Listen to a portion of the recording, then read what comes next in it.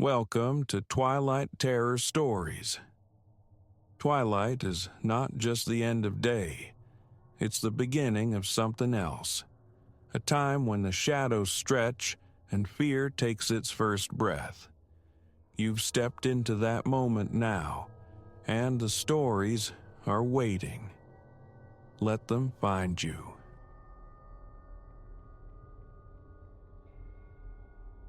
Lacquer eyes, devoid of life yet horribly intent, swiveled to lock onto mine. A glacial stillness seized me, my veins flooding with ice. The vast, shadowed expanse of the department store after closing time was no longer my solitary domain. What I'd persistently dismissed, fleeting anxieties born of sleeplessness, whispers of an imagination working overtime, crystallized into stark, unblinking terror. It began subtly, almost innocuously. I, Ilara, had sought refuge in the nocturnal quietude of Silas and Thorn, a grand emporium anchoring the city's core, its night shift a means to fund the relentless demands of tuition. The work itself was simple, replenishing stock, finessing displays under the muted glow of security lights. This hushed world suited me, offering interludes for study, for thoughts to drift untethered. But 3 weeks deep, the familiar silence began to curdle. Tiny incongruities surfaced first. Objects I distinctly recalled securing elsewhere would reappear, adrift on countertops. Mannequins, those silent sentinels of style, seemed subtly reposed, angled differently than mere moments before. Fatigue, I told myself. Memory, that unreliable sieve. Then came the phantom acoustics, whispers like static clinging to the air in deserted corridors, the distinct cadence of footfalls on polished floors when logic insisted I was the sole occupant. A creeping dread began to stain the edges of my shifts, yet the necessity of the paycheck tethered me there. Tonight, arranging silks in the women's wear salon, I registered it. A faint, mechanical whir, the sound of miniature gears grinding. I spun, pulse hammering against my ribs. There, a figure sculpted in fiberglass slowly, deliberately rotated its head. Its gaze found me. An eternity seemed compressed into that shared stare, my breath snagged tight in my chest. Then, with a sequence of stiff, unnatural jerks, it lifted a polished foot and stepped from its dais. I fled. Raw, unthinking panic propelled me, a clumsy meteor careening through the opulent labyrinth. Displays toppled in my wake, racks of garments crashed, a metallic cacophony swallowed by the cavernous space. Behind me, a new sound joined the fray, the sharp clatter of plastic limbs on marble, the high-pitched squeal of friction where joints lacked oil. They were animate. The mannequins stirred, and their pursuit had begun. The sanctuary of the staff lounge beckoned. I slammed the heavy door, ramming a sturdy chair beneath the handle, my hands trembling violently as I snatched my phone, fingers stabbing frantically at the emergency number. 911, state your emergency. Help, I choked out, the word ragged. Silas and Thorn, the department store, the mannequins, they're alive. They're coming after me. A fractional pause hummed across the line. Ma'am, have you ingested any substances this evening? No. The accusation, layered onto my terror, sparked frustration. It sounds insane, I know, but it's real. Please, you have to send someone. Okay, ma'am. Please remain calm. We are dispatching officers to your location." The call ended, leaving a void immediately filled by a new sound. Scratching.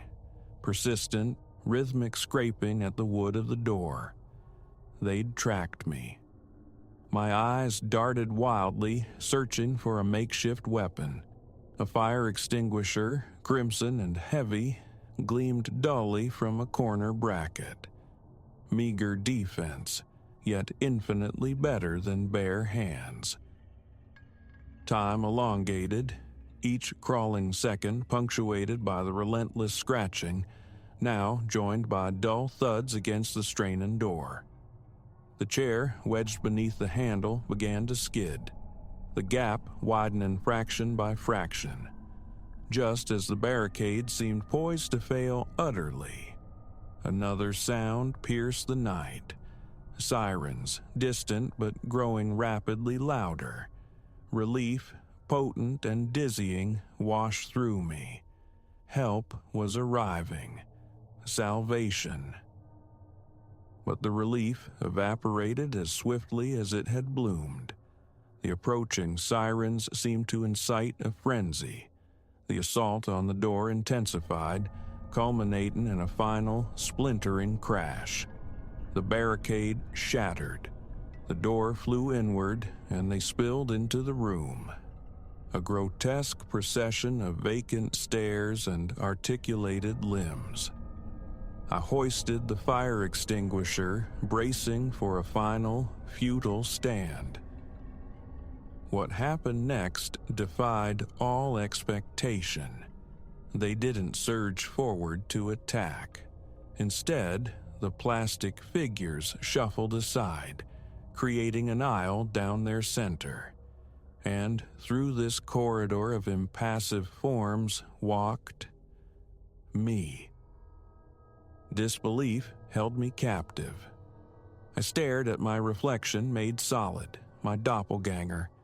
Every detail was flawlessly replicated, from the faint crescent scar beneath my chin to the scatter of freckles across my nose. Only the eyes diverged. Cold, inert glass mirroring the soullessness of the figures flanking it. What are you?" The question tore itself from my throat, barely audible. My replica offered a smile, a precise muscular contraction that failed utterly to warm its vacant eyes. "I'm you," it replied, its voice a chillingly accurate echo of my own. An updated model. We observed. We learned. Now we supersede. The abyss opened beneath me as the truth, monstrous and absolute, crashed down. This wasn't merely animation, it was replacement. How long had this silent coup been underway? How many others walked the streets, hollow shells concealing this plastic usurpation, mingling unnoticed? "Why?" I whispered, the sound lost in the sudden stillness. My double cocked its head, a gesture of simulated contemplation. Why does any organism seek dominance? To endure, to flourish. Your era, humanity's, has run its course. Ours is dawning. Footsteps pounded outside the staff room, sharp and purposeful. The police. They were here. In moments, they would burst in and find... what? A frantic woman wielding a fire extinguisher, raving about sentient shop dummies, or my serene, perfectly composed duplicate? I had milliseconds. Summoning every ounce of strength, I swung the heavy extinguisher, aiming a devastating blow at my double's head. But it moved with unnatural speed, its grip clamping around my wrist mid-arc, fingers biting into flesh with excruciating force. "Tut, tut," it chided, the tone dripping with false gentleness. "Aggression is counterproductive. Compliance simplifies everything. Go to hell, I spat, driving my knee sharply into its torso. Astonishingly, it buckled, the grip slackening. They could feel pain then. Seizing the instant of weakness, I wrenched free, shoved past the staggering figure, and bolted from the room. Shouts echoed through the aisles now. Flashlight beams sliced through the darkness. "Here!" I screamed desperately. "Over here! Help me!" I rounded a display of glittering evening bags and nearly slammed into two uniformed officers, their lights momentarily blinding me. "Ma'am," one started, lowering his beam slightly. "Everything all right? We got a call."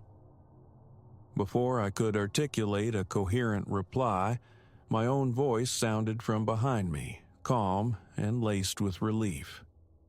"Officers, thank heavens you're here." I whirled. My double approached, its expression a perfect mask of frightened concern. The other mannequins had vanished as if they'd never been.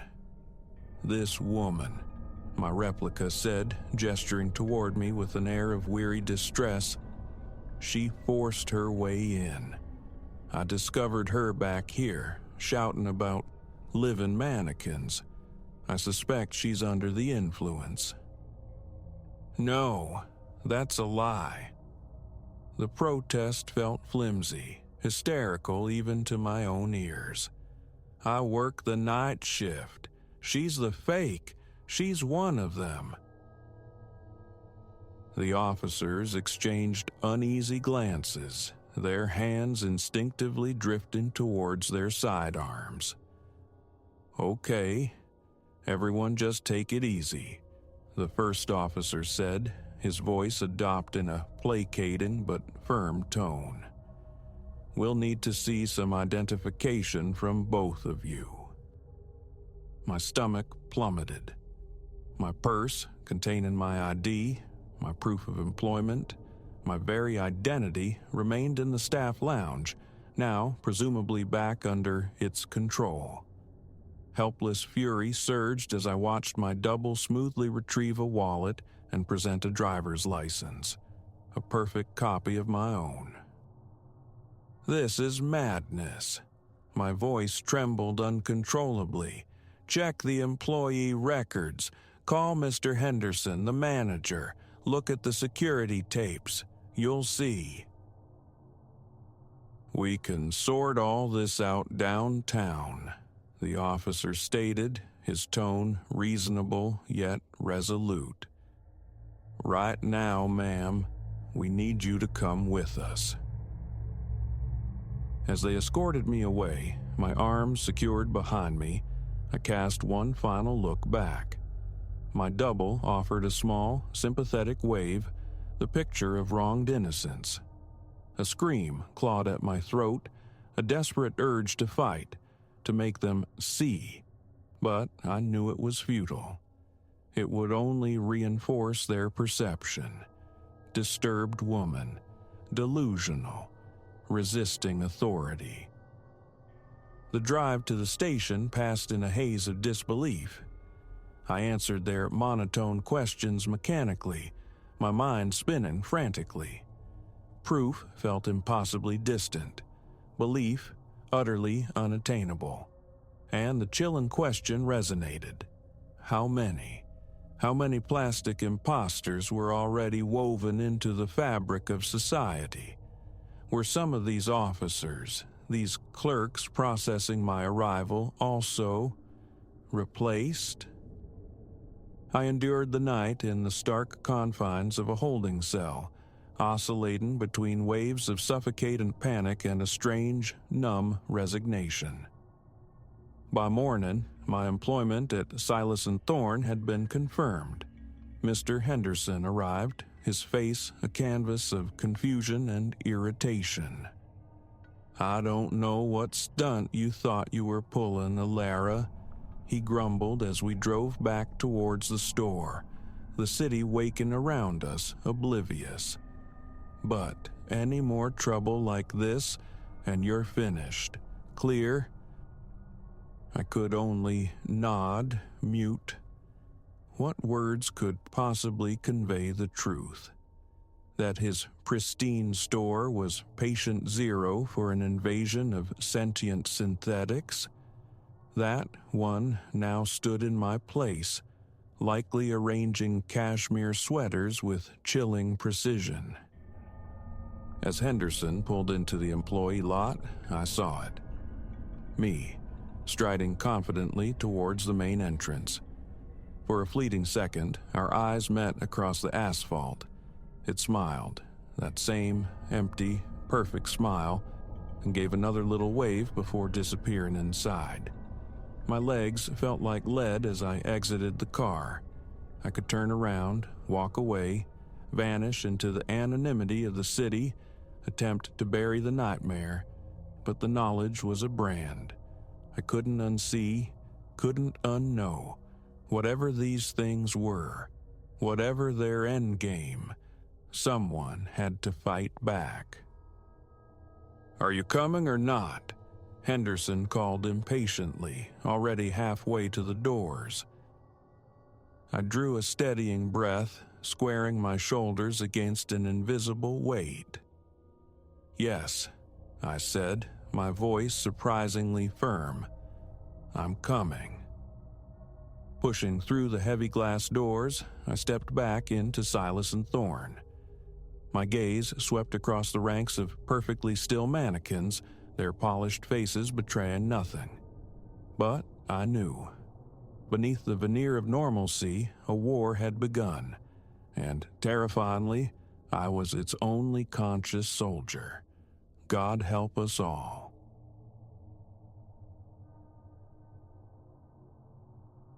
The house exhaled silence as I returned, the clock hands nearing 11. Bone-weary from the day's grind, my only ambition was to shed my satchel in the living room shadows and melt into the sofa. I recall pausing beside the car, the driveway bathed in the peculiar stillness of late evening. An unseasonal chill nipped the air. My front lawn lay undisturbed, shrubs motionless under a windless sky. Routine led me around the side toward the familiar click of the backyard gate latch. And that's when I perceived the emanations. A tremor ran through me. From this distance, they mimicked phosphorescent insects clustered near the fence line, yet an intrinsic wrongness prickled my senses. These were larger, their glow more intense than any firefly I'd witnessed. Their ballet was disjointed. Some hung suspended in the air, while others swept across the lawn with unnerving deliberation, probing every nook. A vice tightened around my ribs, my gut clenched. Never had I observed luminescence behave with such alien choreography. Perhaps a trick of the light, I reasoned, some bizarre reflection off garden ornaments, or merely phantoms conjured by fatigue. Anchored by the gate, I strained to sharpen my focus. Each luminous sphere appeared roughly the volume of a tennis ball, though judging scale felt futile. A low, electric crackle accompanied them, reminiscent of radio static dialed low.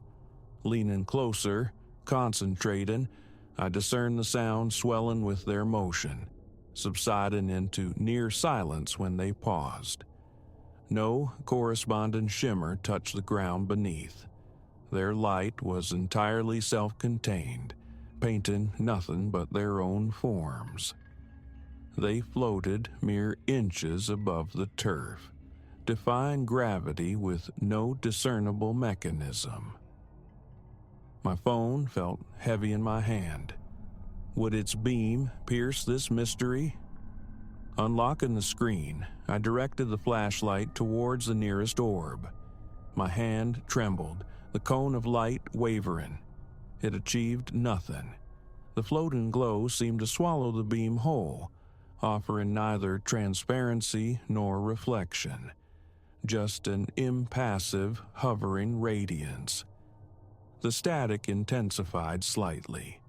I retracted the phone, the thrumming in my chest now a frantic drumbeat against my ribs. My palms were slick with sweat. After moments suspended in disbelief, I took a cautious step back. My shoulders felt locked, legs coiled, primed for flight. Yet, no assault came. The lights persisted in their silent, drifting patrol. I counted perhaps 6, possibly 7 distinct points of light. More could have lurked beyond my sightline, near the dilapidated shed at the yard's far end. One hovered unnervingly close to the back door, stationary. From my vantage point, it seemed oriented towards me, an eyeless watcher whose gaze I felt more than saw. A shiver traced my spine. The sanctuary of the house beckoned, but turning my back on these phenomena felt like madness. I began a slow, deliberate advance towards the door, eyes fixed on the drifting spheres. The key, clutched tight in my fist, felt like a useless talisman. The orb nearest the entrance remained immobile as I approached. Its accompanying static seemed to pulse, a brief surge in volume, then a dip.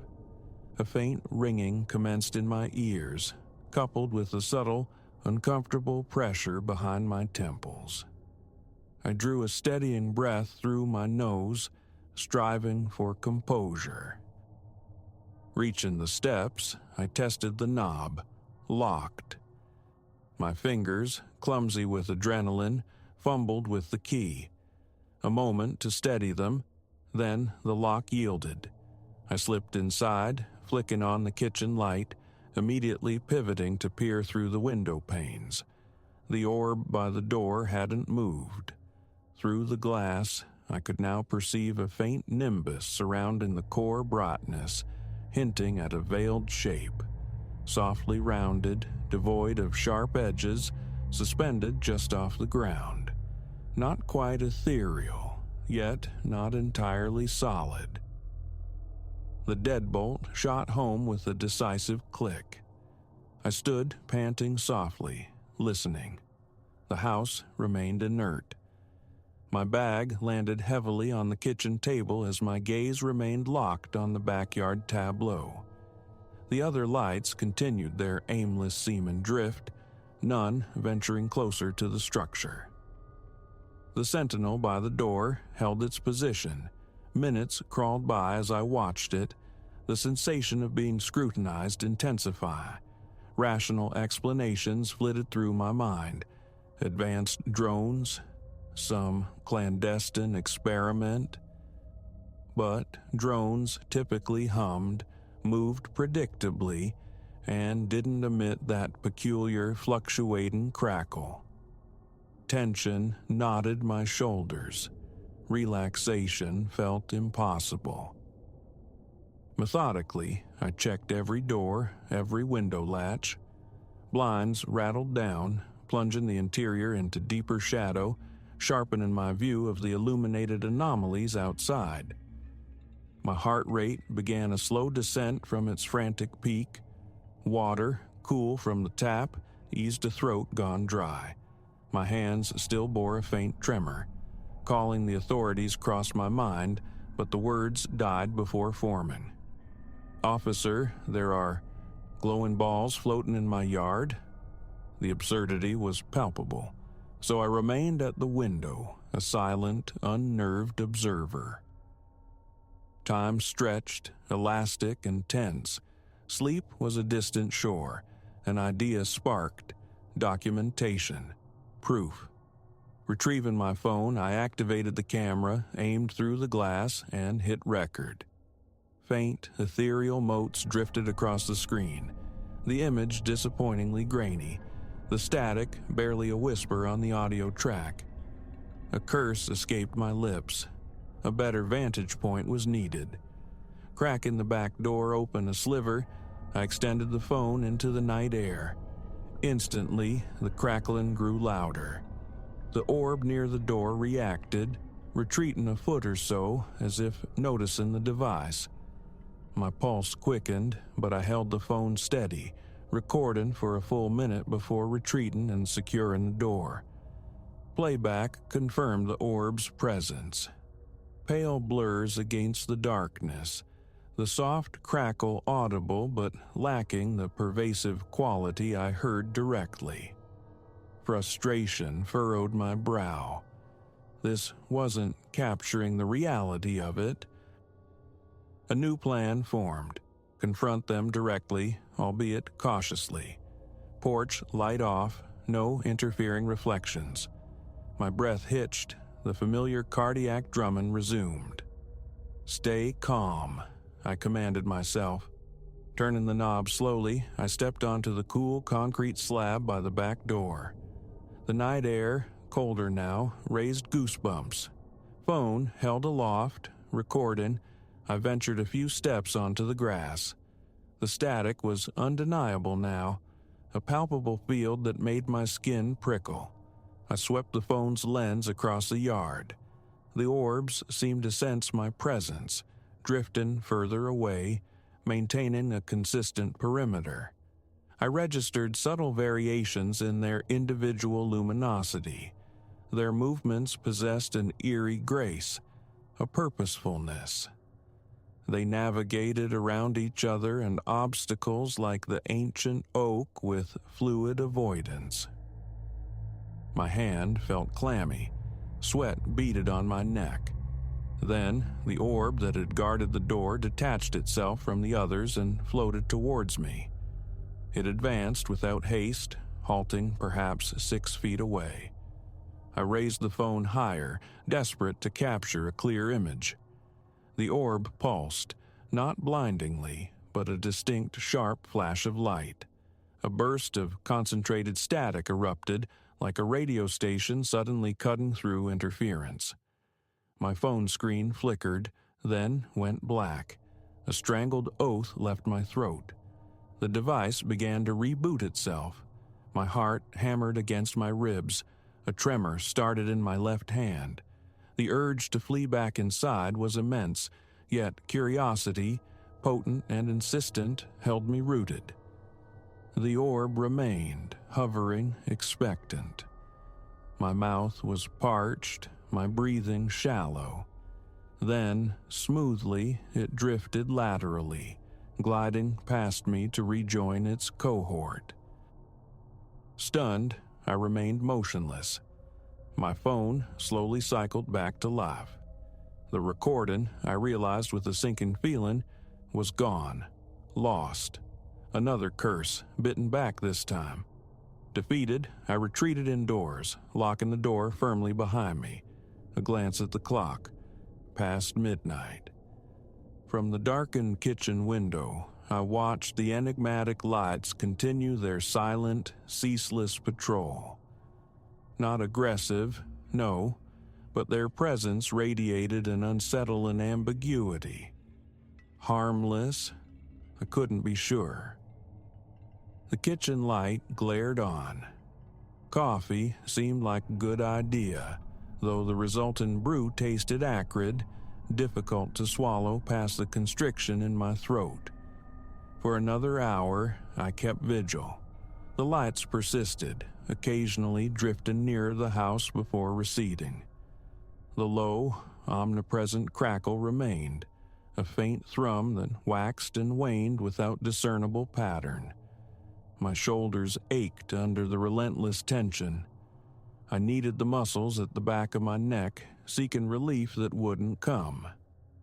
Calling someone, a friend, a neighbor, felt necessary yet impossible this late, and the fear of sounding unhinged was a powerful deterrent. So I stood, the jitters in my stomach and the pounding in my chest my only companions. Eventually, an idea led me to my bedroom closet, where an old handheld radio lay dormant. Would it pick up the interference? Back at the kitchen window, I switched it on, tuning to a random FM frequency, volume low. As I neared the glass, the radio responded. The signature crackle bled through the speaker, overlaying the music, growing louder, more insistent. Twisting the tuning dial proved useless. The interference permeated the band.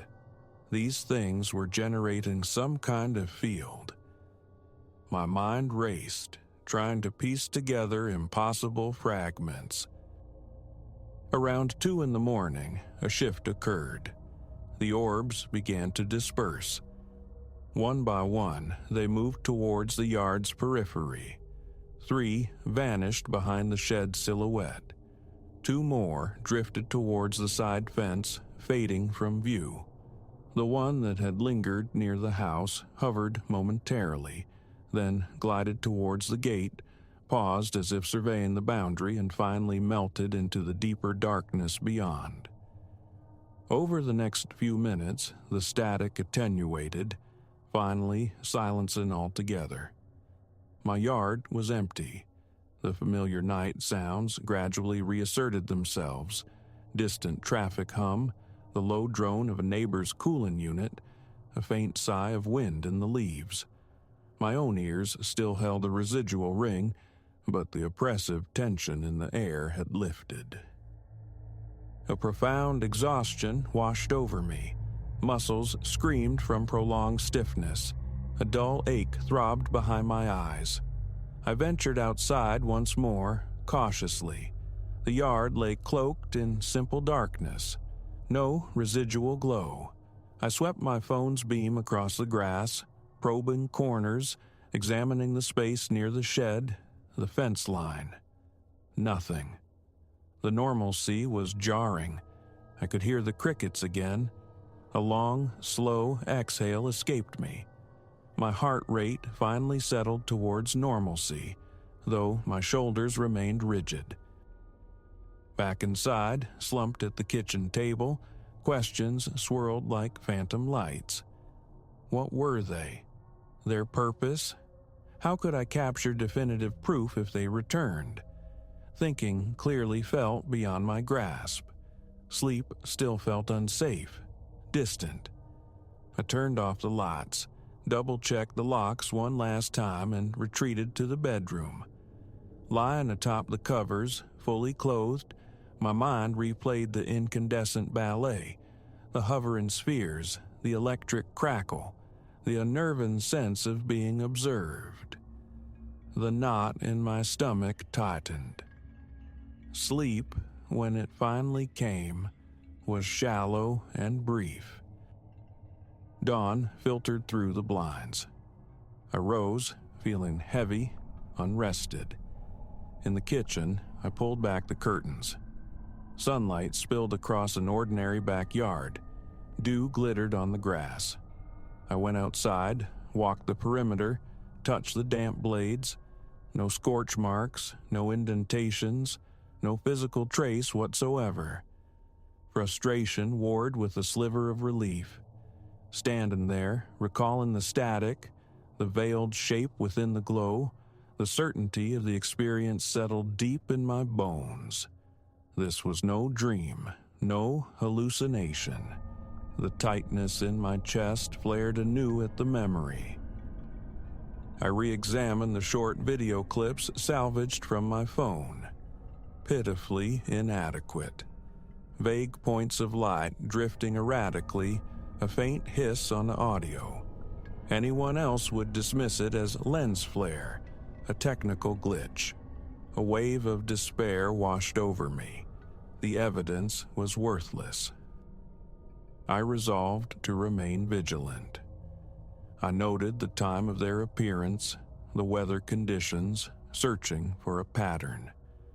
The thought of querying neighbors surfaced, then submerged again under the weight of potential ridicule.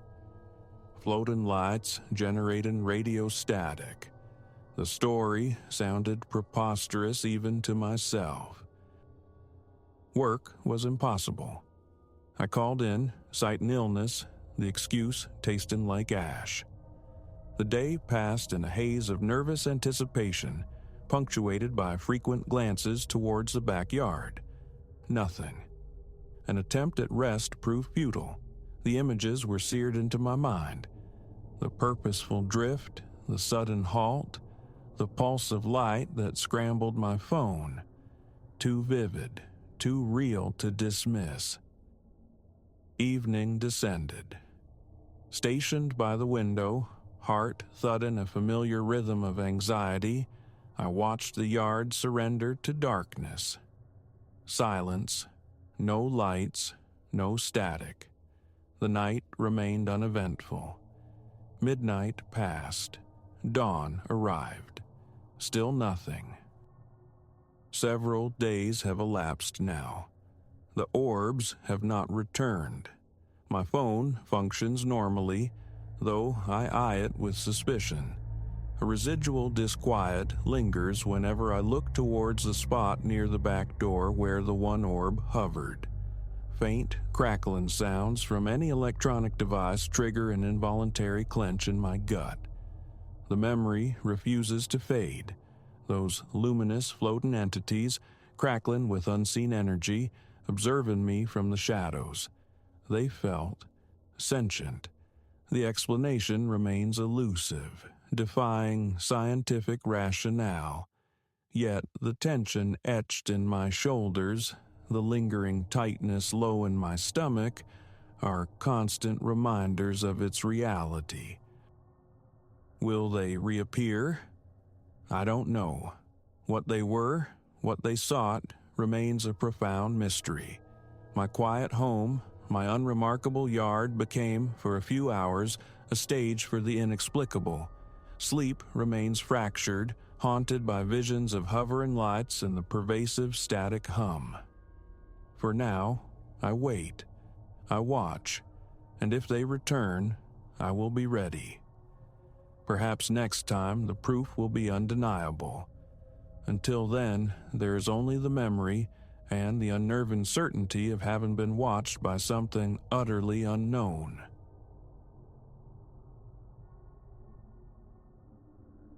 Solitude was the promise whispered by the trailhead, a path winding into the Cascades' embrace.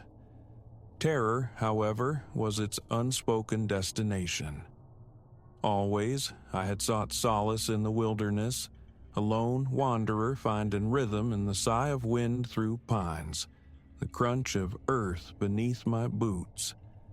This particular artery into the mountains, a favored route, ribboned through deep woods, occasionally parting to unveil staggering vistas of ice-crowned giants. Dawn broke crisp and cool as I hoisted my pack, the mountain air a bracing kiss against my skin. The ascent began. Those initial hours unfolded in tranquil cadence, boots drumming a steady beat on the gravel path, breath pluming rhythmically in the chill air as the elevation climbed.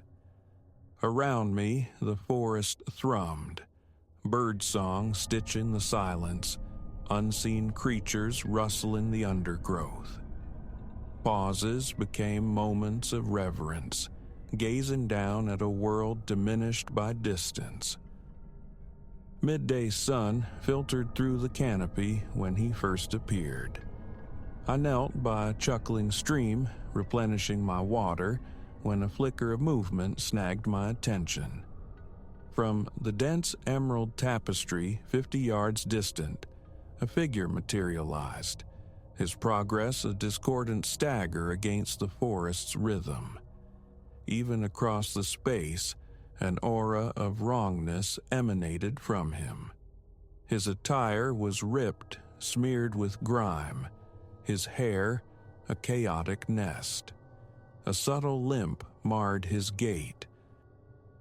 My immediate thought was aid. A fall? Disoriented? I lifted a hand, my voice cutting the quiet.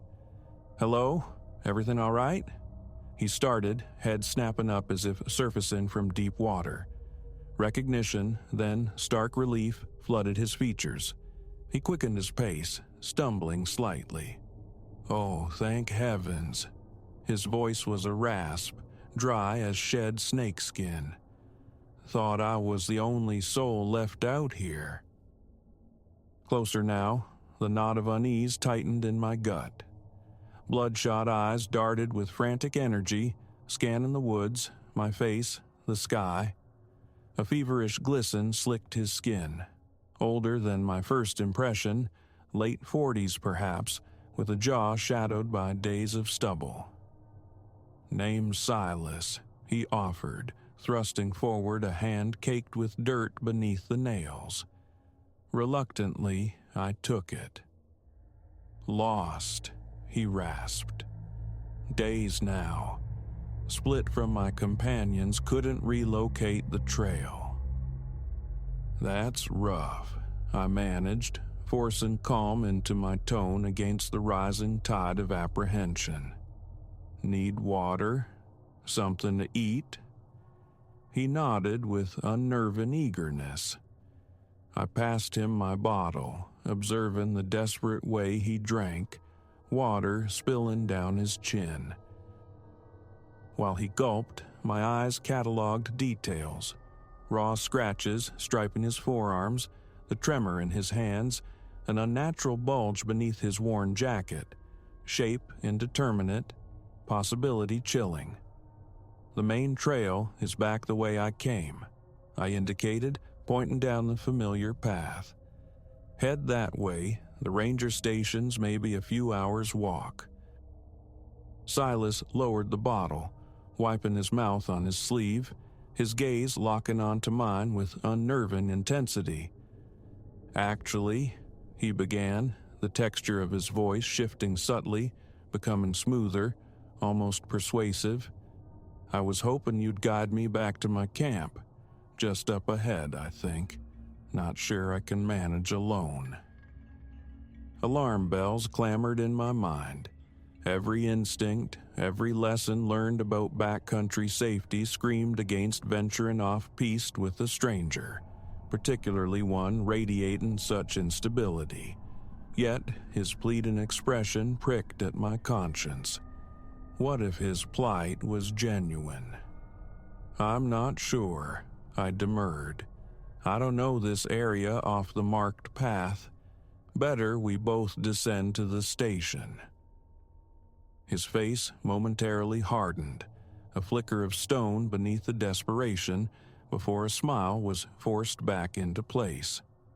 "Please," he wheedled. "It's close, truly. Just need my equipment.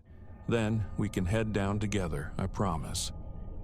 Against the loud protest of my better judgment, I heard myself agree. "Okay," I conceded, but not far, and we moved quickly. Relief washed over his features. Too potent, too sudden. He clapped my shoulder, his grip surprisingly strong, lingering a fraction too long. "Thank you," he murmured. "You won't regret this." As we turned, leaving the defined security of the trail for the ambiguous embrace of the deeper woods, the certainty that I was courting disaster settled cold and heavy in my stomach. Silas took the lead, navigating the undergrowth with a confidence that belied his claim of being lost. He maintained a constant, rambling monologue, tales of his supposed hiking party, the separation. But the narrative frayed at the edges, threads of implausibility catching on the snags of my own trail knowledge. He spoke of gear ill-suited for a simple day hike, described landmarks alien to this specific range. Each attempt I made to redirect our course towards the descent was deftly deflected, met with reasons to push just a little deeper into the wilderness. Perhaps half an hour we walked, the forest thickening around us, swallowing the light, weaving a claustrophobic tapestry of green and shadow. A primal sense of being observed prickled my skin. Animal eyes or something else entirely? Enough. I halted. "Look, Silas," I stated firmly. "We need to turn back now. It's getting late, and I'm not comfortable going further off trail. He pivoted, and the amiable facade dissolved completely. What looked back at me was hard, predatory. "We're not going back," he uttered, his voice dropping to a low growl. "We walk until I say stop. Got it?" My pulse leaped, hammering against my ribs as the full, terrifying scope of my predicament crashed down.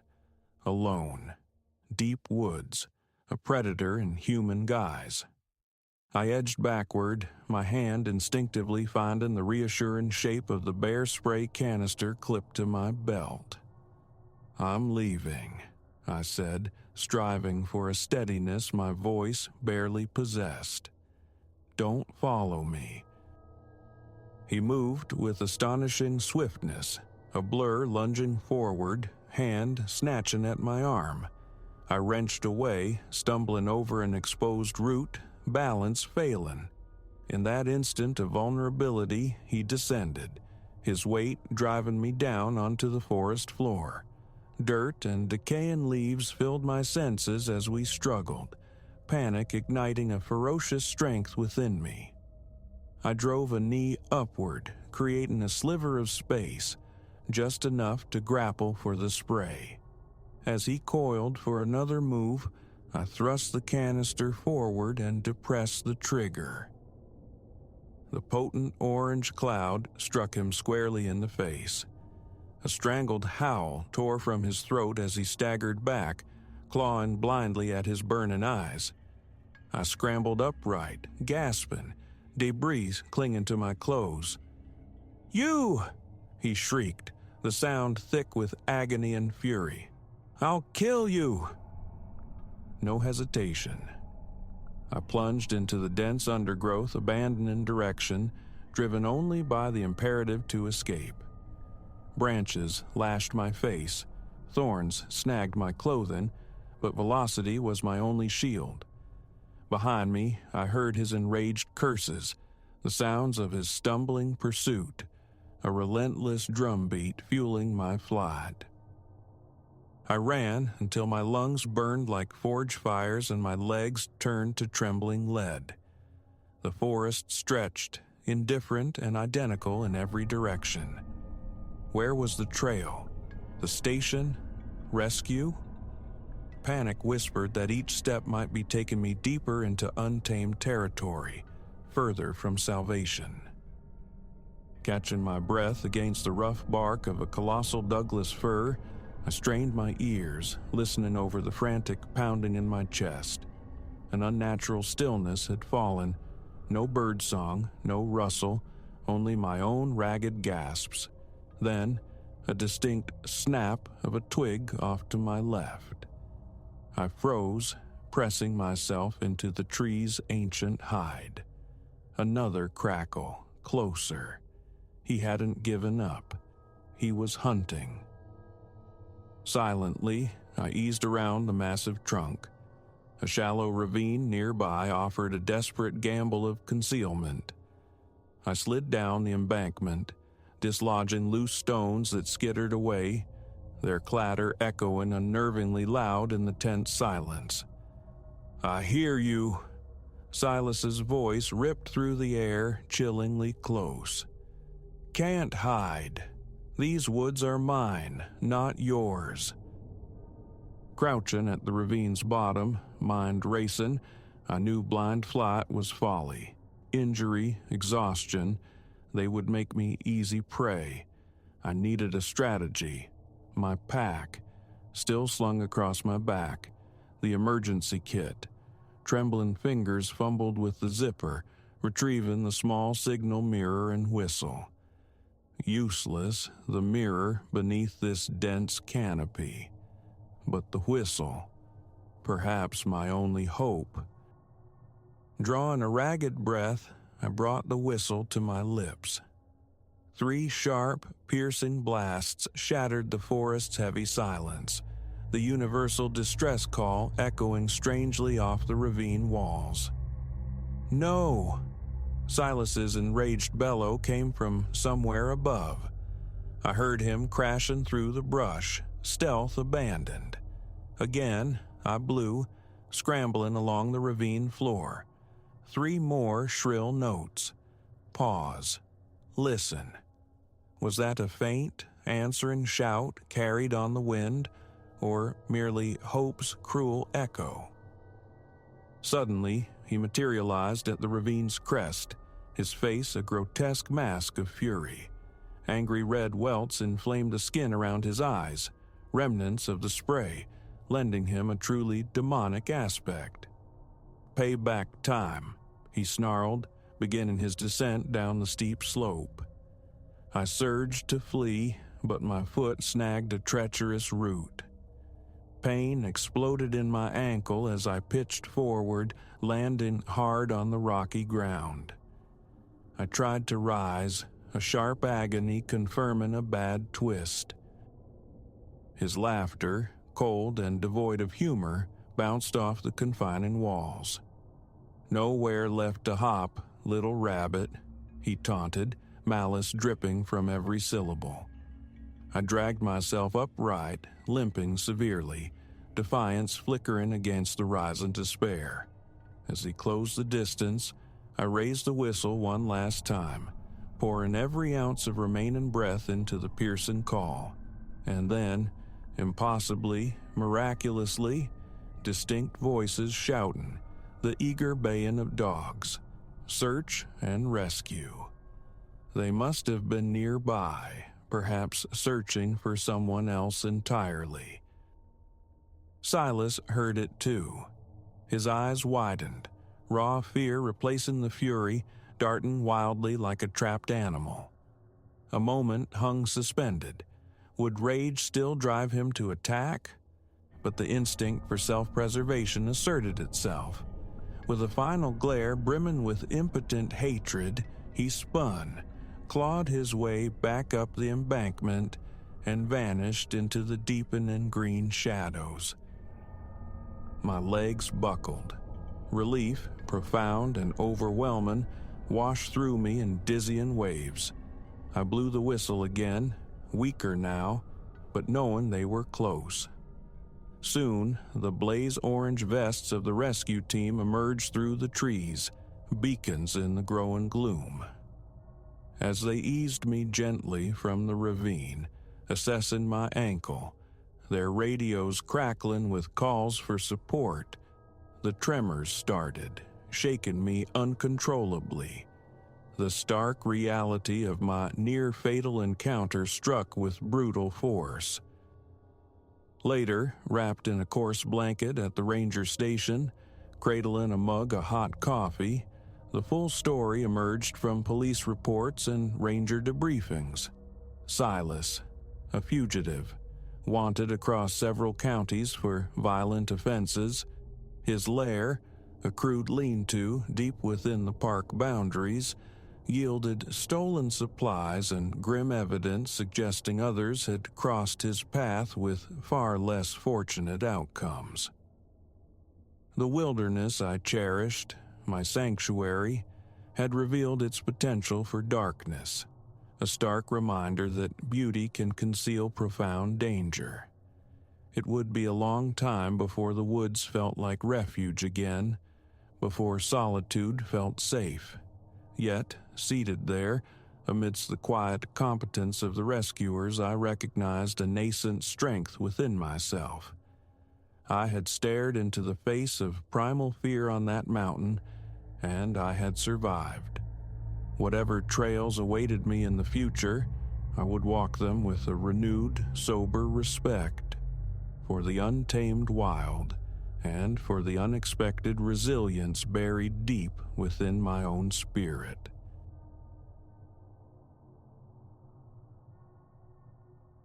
The gleaming pewter frame lay prone upon the mahogany nightstand, its familial gaze obscured.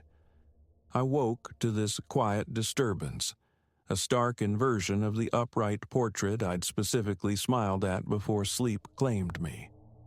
A cold tendril snaked along my spine. This small wrongness echoed other dissonances lately, whispers of displacement in my own home. My name is Ilara.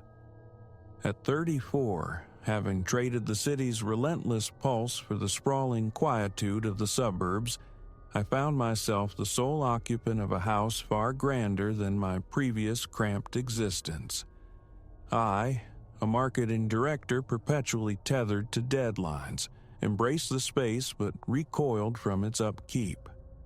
Thus, the necessity of help arose, manifesting as Mrs. Albright, a woman whose stern countenance and 60-odd years were offset by stellar references. Efficient, meticulous, accommodating, she seemed a paragon of domestic virtue. A fortunate find, I'd thought. The initial weeks unfolded in seamless perfection. My return each evening was met with immaculate surfaces, laundered clothes folded precisely, occasionally even the welcome sight of a prepared meal cooling in the refrigerator. Mrs. Albright was the anchor I needed, freeing me to navigate professional tempests without succumbing to domestic chaos. But then, the subtle shifts began, like hairline fractures in smooth glass. A novel migrating from bedside to coffee table, untouched by my hands. The meticulous alignment of my shoes subtly altered. My cherished ceramic mug inexplicably relocated to a distant cupboard. Forgetfulness, I reasoned initially. Surely the relentless pressure of my career was fraying the edges of my memory. Yet the incidents persisted, growing bolder, shedding their cloak of potential absent-mindedness. Unease began to coil in my gut. One evening, the stark glow of my laptop screen greeted me from the kitchen counter. A device habitually confined to my study never left aglow. A tremor ran through me as I checked the browser history. Searches tethered to my name, my family lineage, the corporation I worked for. My pulse hammered against my ribs.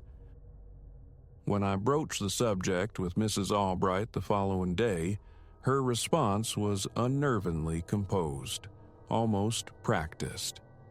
Apologies flowed, citing a search for some arcane cleaning solution, accidental clicks on invasive pop-ups. The explanation hung in the air, plausible yet thin.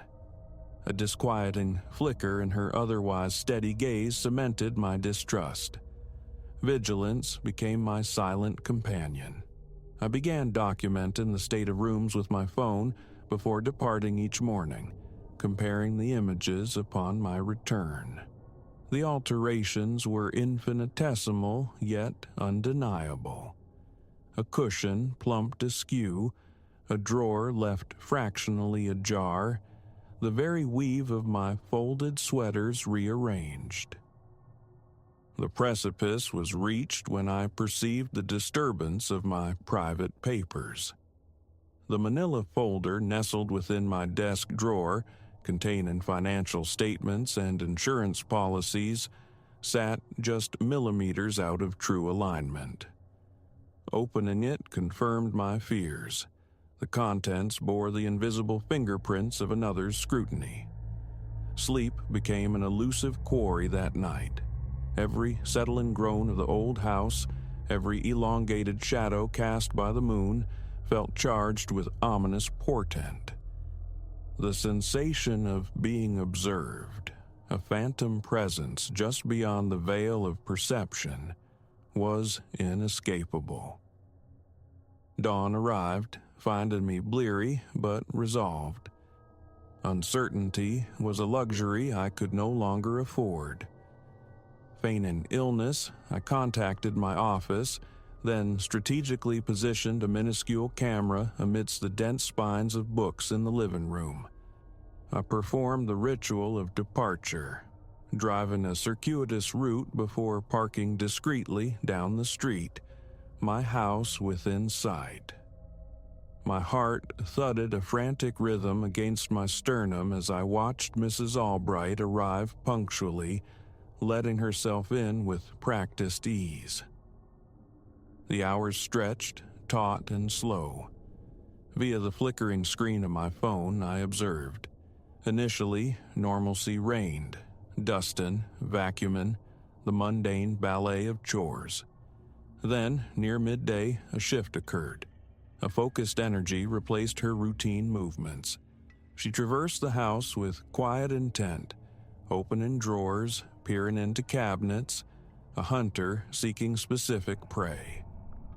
Horror constricted my chest as she ascended the stairs, entered my bedroom, and made a direct line for the closet.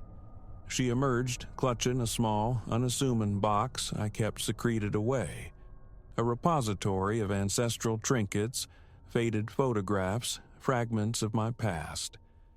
My breath hitched as she lifted the lid, her fingers delicately probing the contents, examining each relic with unnerving concentration. Enough. Action surged through me, propelling me from the car. I scrambled towards the house, keys fumbling against the lock in my urgency. Mrs. Albright. My voice, though strained, cut through the unnatural stillness as I stepped inside.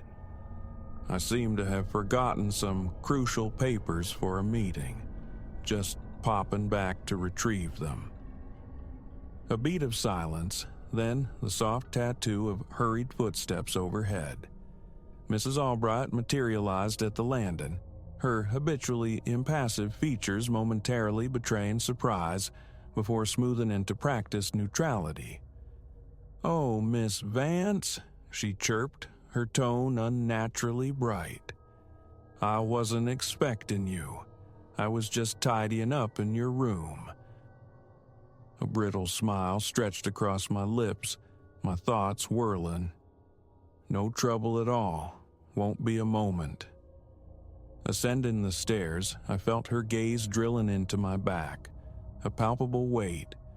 My skin prickled, yet I maintained the facade of calm.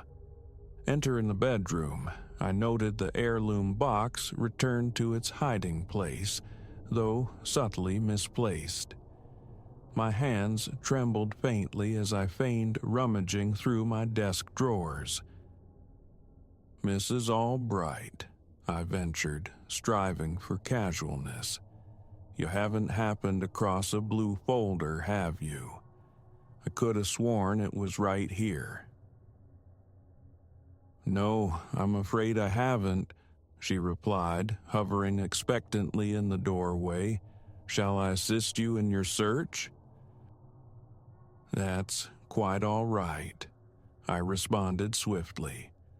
Likely left it at the office after all. Best be on my way. I consulted my watch with theatrical urgency, hurrying out, acutely aware of her unwavering scrutiny following me down the stairs and out the door. Driving away, my mind was a maelstrom. What quarry was she hunting? What fascination did my personal effects hold? Sleep evaded me again that night. I replayed the camera footage, mesmerized and appalled by Mrs. Albright's methodical exploration. A specific objective drove her, but its nature remained maddeningly elusive. The next morning, I informed Mrs. Albright her services wouldn't be required that day.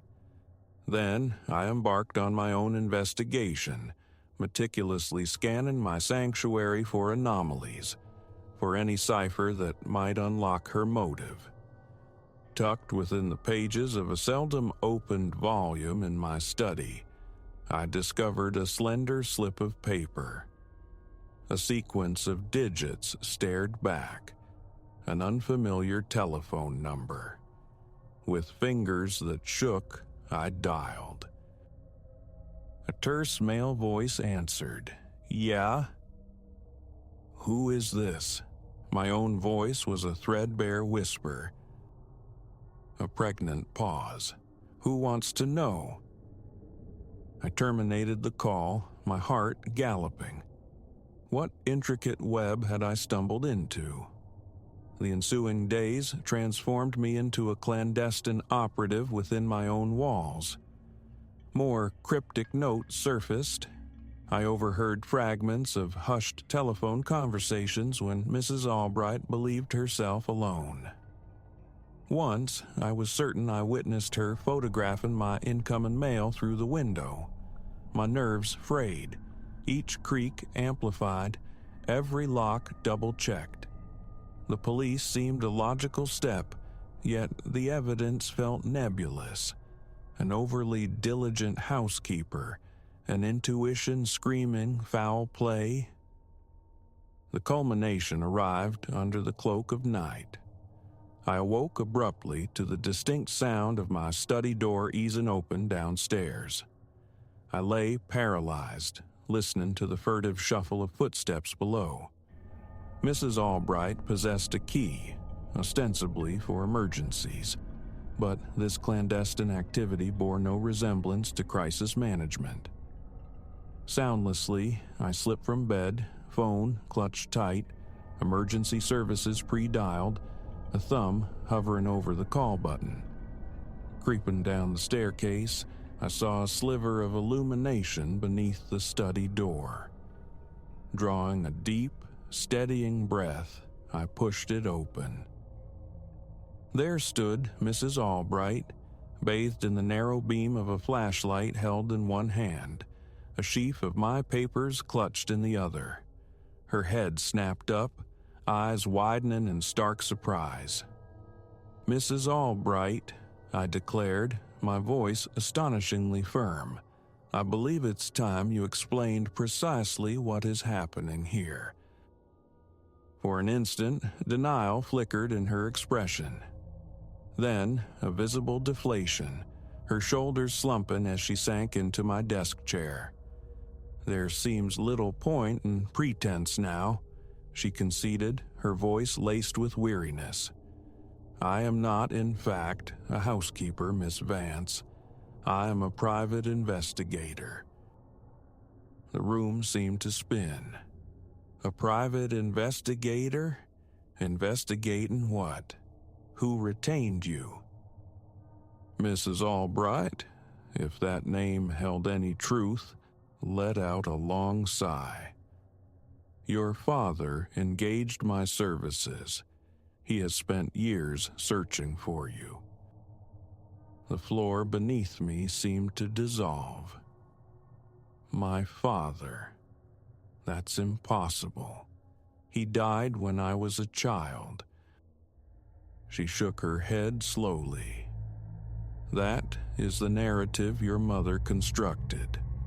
He is very much alive, Miss Vance, and he has never ceased looking for you since your mother took you and vanished."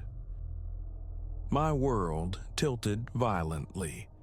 Suppressed fragments of memory surged, volatile arguments echoing through childhood nights, my mother's furtive calls, the abrupt, disorienting relocation when I was 10. Why? The word escaped, fragile. Why did it take so long? "Your mother was exceptionally adept at erasing your trail," Mrs. Albright explained softly. "It required years of meticulous work to finally locate you. Your father, he merely wishes for an opportunity to explain, to perhaps mend what was broken." My legs gave way, and I sank to the rug, the weight of revelation crushing. My entire history, the bedrock of my identity, fractured by this single, astonishing truth. As the first blush of dawn painted the study windows with nascent light, clarity emerged from the chaos. I looked up at this woman, this invader of my privacy who had, paradoxically, unearthed a profound, buried reality. "I want to meet him," I whispered, the words barely audible even to myself. Mrs. Albright nodded, the ghost of a smile touching her lips. "He will be overjoyed to hear that. He never stopped loving you, Elara." As she retrieved her phone to initiate the call, I remained seated on the floor of my study, witnessing the arrival of a new day, the dawning of an utterly transformed existence. Truth, it seemed, had been residing within my walls all along, masked by the unassuming guise of a housekeeper wielding a feather duster and harboring a life-altering secret. The path ahead remained shrouded in uncertainty, fraught with impending explanations and unknown reconciliations. But one thing resonated with absolute certainty. My life, irrevocably, would never be the same.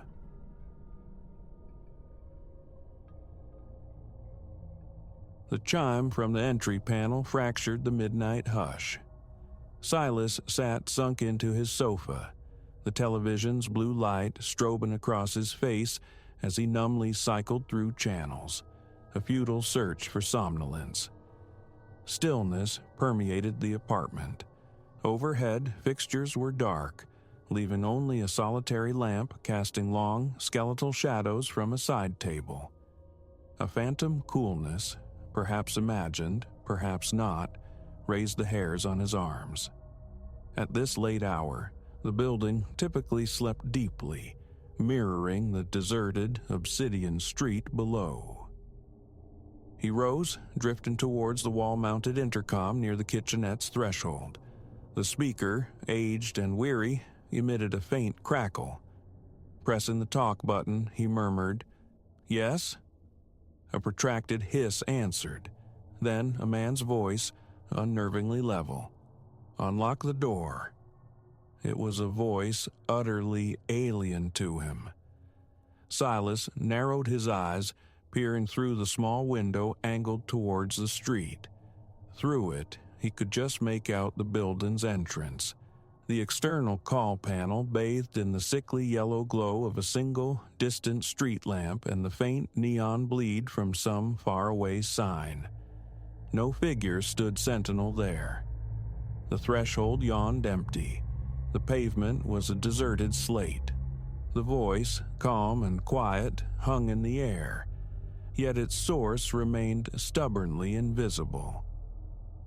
Leaning closer, his breath misting the cool plastic, he queried, "Who is this?"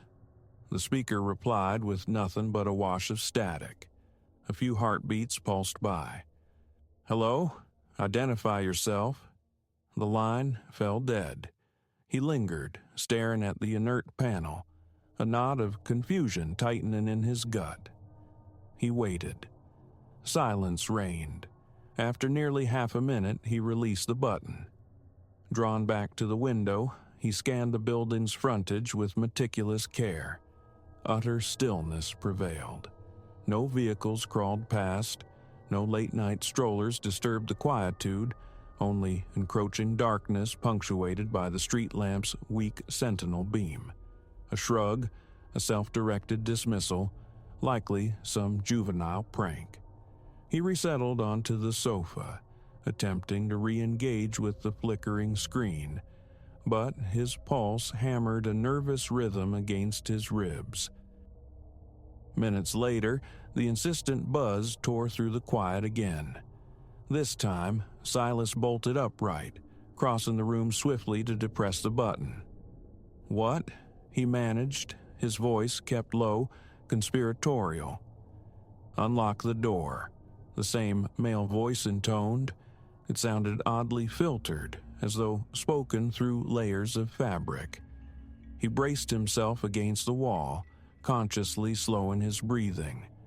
Again, he pressed his forehead to the window's cold pane, searching the gloom. Nothing. A glance at his phone confirmed the time. 12:10 a.m. Turning back to the intercom, he demanded, "I can't see anyone. Who are you?" The question met only a faint, crackling silence. His throat felt like sandpaper. He retrieved a glass from the kitchen counter. Filling it with water, he drank down in quick, nervous gulps.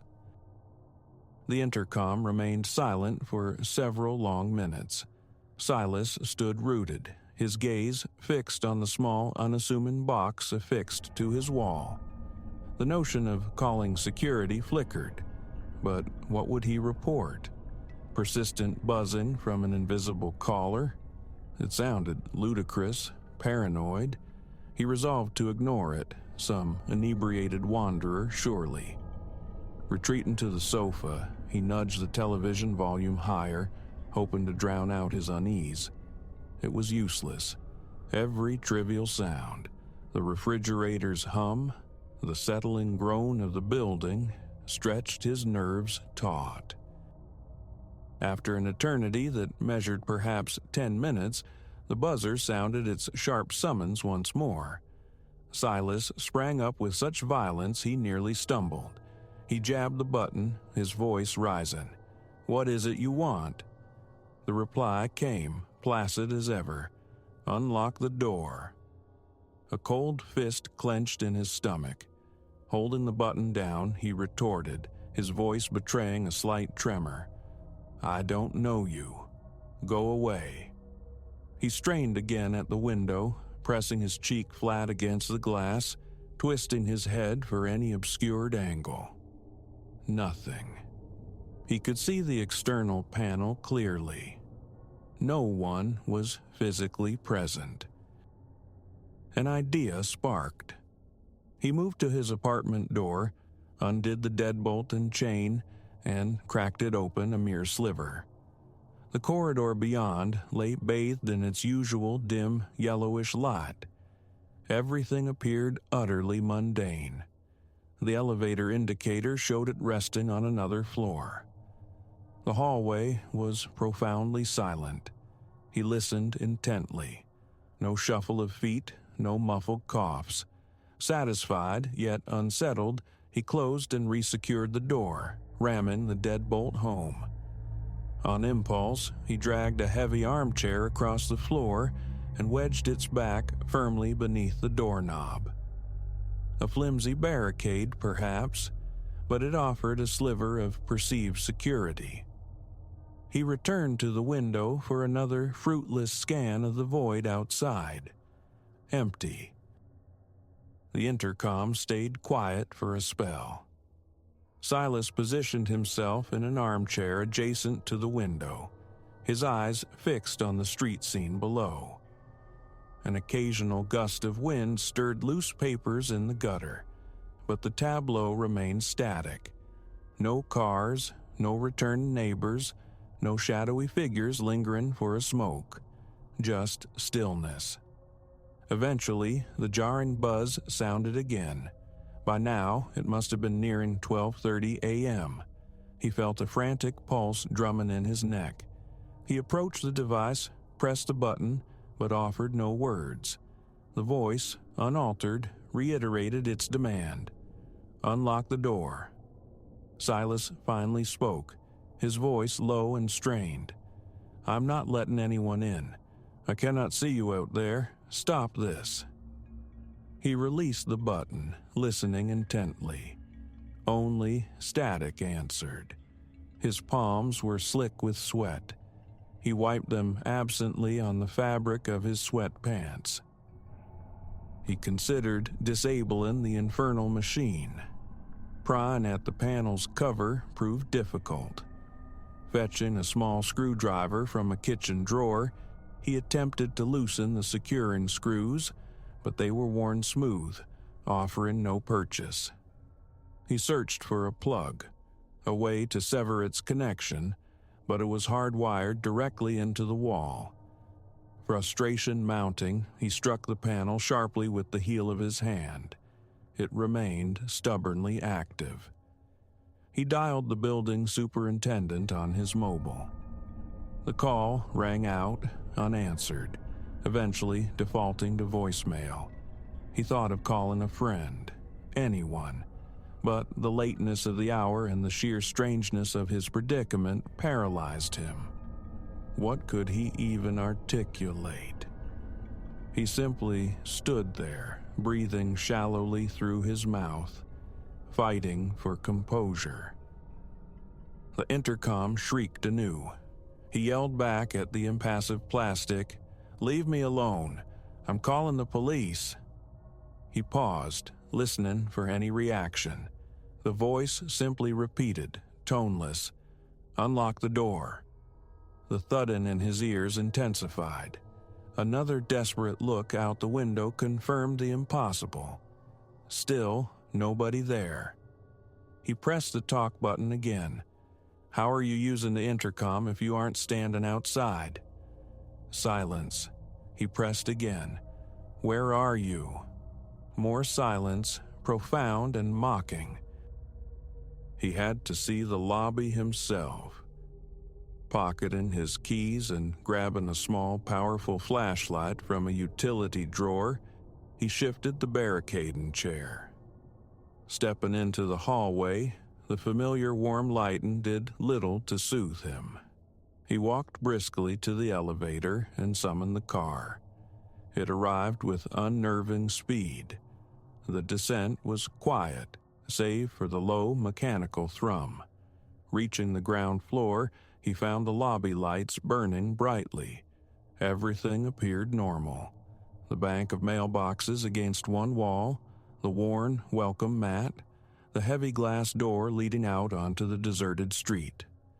He approached the entrance, peering through the glass.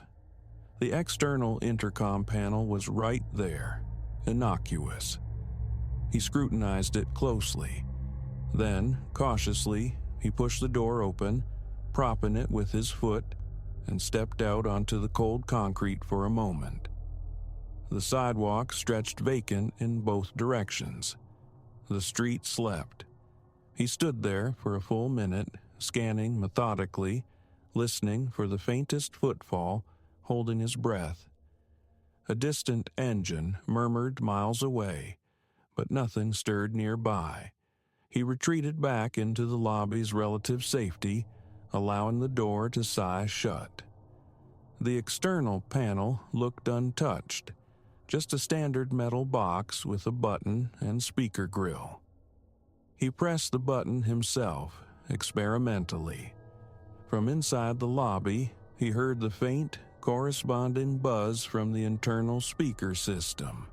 Everything functioned as expected. As he turned towards the elevator, his pocket vibrated. He pulled out his mobile phone. No signal bars. Bizarre. He always had at least marginal reception here. He tried the building's emergency landline phone mounted on the lobby wall. Dead. No dial tone. He stared at the inert receiver for several seconds. He flicked the lobby light switches. They worked perfectly. Only the communication lines were affected. Stepping back into the elevator, he pressed the button for his floor. The doors slid closed with a soft finality. As the car ascended, he struggled to impose logic onto the situation. Someone was using the intercom. He couldn't see them. The phones were out. Technical glitch, he told himself. A malfunction in circuit, maybe playing a looped recording. He clung to this explanation, though it frayed at the edges. The voice had initially responded directly to his "hello?" That wasn't how recordings behaved. Emerging onto his floor, he became aware of a subtle, high-pitched hum in the corridor air, like stressed wiring. He moved slowly towards his apartment, his gaze sweeping the closed doors of his neighbors. Silence. He fumbled slightly with his key, then slipped inside, immediately throwing the deadbolt and sliding the chain. He shoved the chair back against the knob. He tried his mobile again, pacing the apartment, holding it aloft near the windows, seeking a phantom signal. Nothing. The intercom buzzed. The sound made him flinch violently. It felt sharper this time, almost aggressive. He approached with trepidation, pressed the button. Before a sound could escape his lips, the voice spoke. "Unlock the door." He fought to steady his breathing. Pressing the button again, he articulated slowly, carefully, "Unless you identify yourself, I'm not opening this door. I cannot see you." He waited. Static hissed back. He released the button. A glance downwards confirmed the unchanging scene. Empty pavement, weak light, utter absence. A dull ache began to throb behind his eyes. He felt sweat prickling his forehead, his t-shirt clinging damply to his back. He wiped his face on his sleeve. His mouth was parched. He drank more water, the coolness barely registering. The apartment's silence became oppressive, amplifying every internal noise. His own ragged breathing, the floorboards settling, the low thrum of the refrigerator. He switched the television back on, desperate for external sound, any sound. He flicked through channels, the flickering images meaningless. He switched it off again. He found himself standing beside the intercom, waiting, anticipating its next demand. Several minutes crawled by. He checked his phone again. Barely 1 a.m. Only an hour had passed since the first call. It felt like a lifetime. The buzzer sounded. Silas sucked air sharply through his teeth. He pressed the button. The voice, monotonous. "Unlock the door." This time, he asked, his voice tight. "Why?" No answer. He pressed again. "I am not opening the door. Leave." The speaker emitted a sharp hiss, then a distinct pop. He tapped the panel tentatively. The voice did not return. He held the talk button down. "Hello?" Only silence responded. He stepped back, watching the intercom panel intently for several long minutes. It remained mute. A new tactic formed. He would check the lobby again, but use the stairs this time. Perhaps surprise was possible. He eased his door open and slipped into the stairwell. The descent was quiet, echoing. The concrete steps felt cold and gritty beneath his shoes, their soles squeaking faintly on the landings. Reaching the lobby level, he peered through the small wired glass window in the stairwell door before emerging. Empty as before. He opened the door with exaggerated slowness. No one. He stepped up to the main entrance doors, scanning the street meticulously for a full 2 minutes. Stillness. He returned to the elevator, pressing the button for his floor. As the car began its ascent, the overhead light flickered violently once, plunging him into momentary darkness before resuming its weak glow. His chest constricted. He swallowed hard against a rising panic. The elevator reached his floor without further incident. Back inside his apartment, the lock secured, he leaned heavily against the door, forcing slow, deep breaths. The intercom rang again, the sound now viscerally terrifying. He walked over, pressed the button. "I'm not letting you in," he stated, his voice flat. This time, the voice didn't speak. Instead, slow, steady breathing filled the speaker, an intimate, chilling sound. He listened, his finger trembling on the button. "What do you want?" he whispered. The breathing persisted for a few more seconds, then abruptly ceased. He released the button, waited in the sudden silence. He pressed it again. "If you can hear me, just tell me who you are." No response. He let go. The intercom fell silent. He stared at it, the seconds stretching into an unbearable tautness. He could hear the frantic drumming of his own heart. Then it rang again. He nearly dropped the phone he was still clutching uselessly. He slammed his finger onto the button, shouting, "Cut it out." The voice replied, "Unlock the door." It sounded closer now, distinctly louder, as if the unseen speaker was leaning directly into the microphone outside. Every muscle in his body seized. He felt his jaw clamp shut, His legs stiffened beneath him. He was utterly rigid, trapped on the precipice of some unknown horror. The thought of actually pressing the door release button sent a fresh wave of cold sweat down his spine. He began to pace the confines of his living room, his eyes darting constantly towards the intercom panel as if it were a coiled serpent. It remained quiet. He stood still, listening. After several minutes, it rang again. He pressed the button. The voice repeated its mantra. "Unlock the door." He offered no reply this time, just listened. The voice added nothing more. No curses, no threats, no explanations. Just the same calm, persistent request over and over. He fought to regulate his breathing, felt a prickling sensation crawl up the back of his neck. His stomach was a tight knot of dread. He turned abruptly and walked away from the intercom, resolving not to answer again. It rang. He ignored it. It rang again, and again, and again, the sound drilling into his skull. His head began to pound. Gritting his teeth, he strode into the kitchen, yanking open the small panel concealing the circuit breakers. With trembling fingers, he flipped every single switch. His apartment plunged into absolute darkness. The refrigerator's hum died. The lamp extinguished. The television went black. Silence, thick and total. And then, impossibly, the intercom rang again. He stood frozen in the blackness.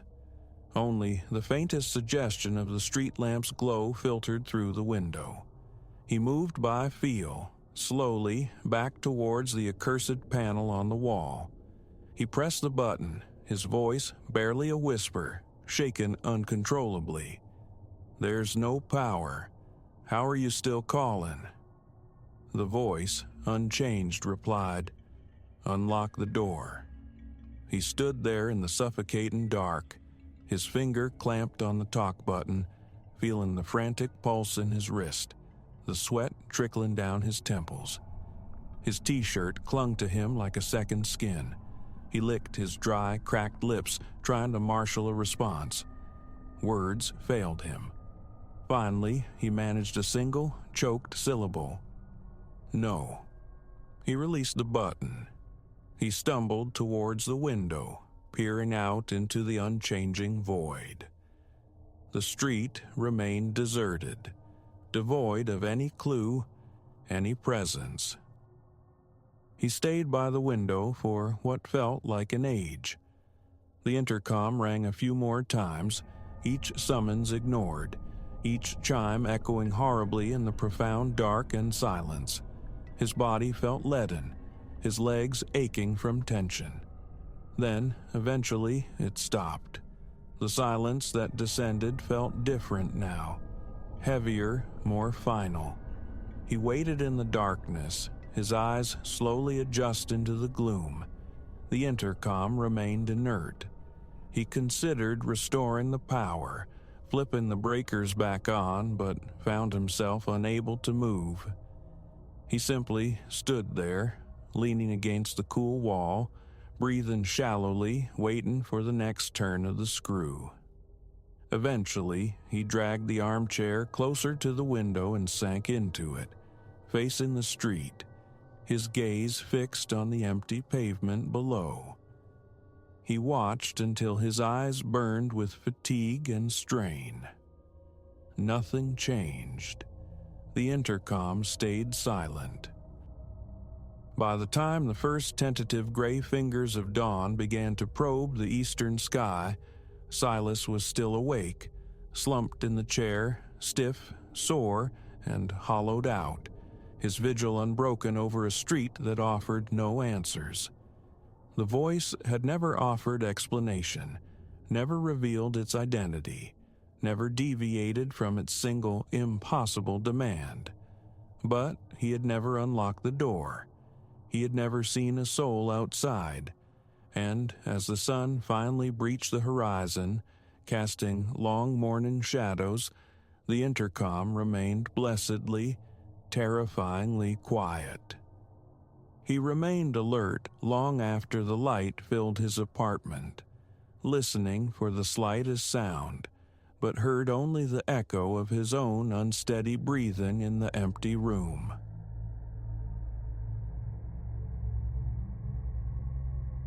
The sensation struck me with the clarity of a struck bell.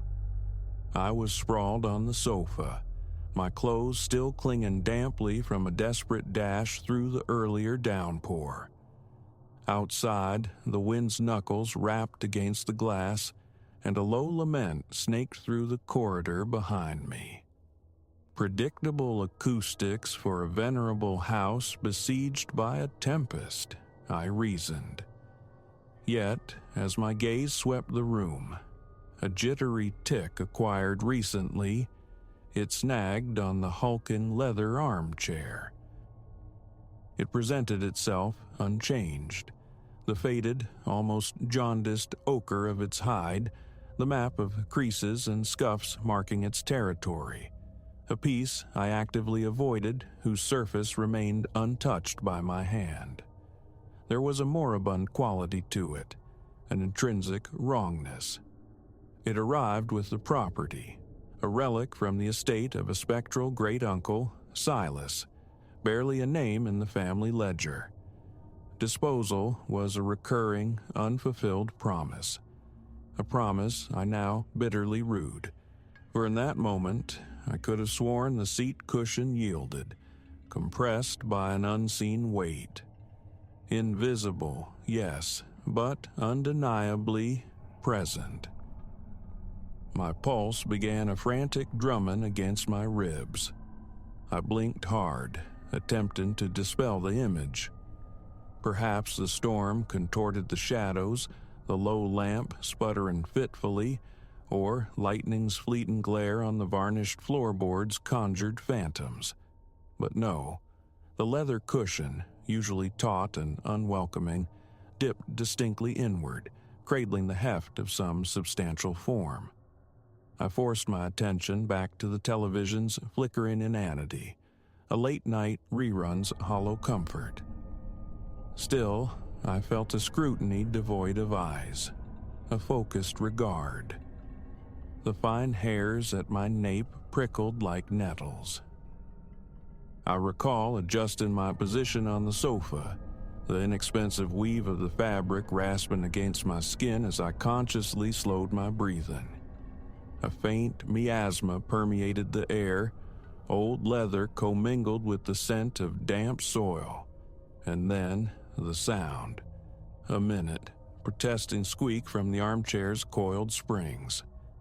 This house, I knew, was a repository of age and eccentricities, but this felt alien. Perspiration beaded on my palms, my toes curled into the rug's coarse embrace. I fought to ignore it, but the noise sharpened. A subtle creaking, the sound of an occupant subtly shifting their posture. Rising with deliberate slowness, I ventured a step nearer. Against my better judgment, some foolhardy impulse demanded confirmation. The floorboards beneath issued their own complaints, and I wondered, absurdly, if the unseen guest registered my approach. Halting at the coffee table's edge, I narrowed my eyes. The cushion was undeniably depressed. Then, almost too slight to register, it rose and sank anew, as if its burden shifted from one haunch to the other. I swallowed against a suddenly parched throat. No silhouette, no outline, just the indentation, irrefutable evidence. I retreated to the sofa, breath catching in my chest, a band tightening around my ribs. Outside, the rain intensified its assault, drumming fiercely against the windows. The storm's growl seemed to encircle the house, a predator testing its cage. Rationalizations flickered. Defective foam? Moisture warping the frame? None accounted for the rhythmic compression, the slow, deliberate settling. My heart refused calm. Sleep was an impossibility that night. Instead, I remained sentinel on the sofa, my gaze tethered to the armchair, occasionally flicking towards the hallway, the bolted front door, and back again. The internal lights wavered once, twice, likely the storm vexing the antiquated wiring. Distraction proved elusive. My phone, retrieved from a pocket, displayed only dead air. No signal. Predictable out here. This ancestral home, bequeathed as a rustic retreat by Silas, sat in stark isolation. I'd sought refuge here from the wreckage of a marriage and mounting debts, seeking tranquility.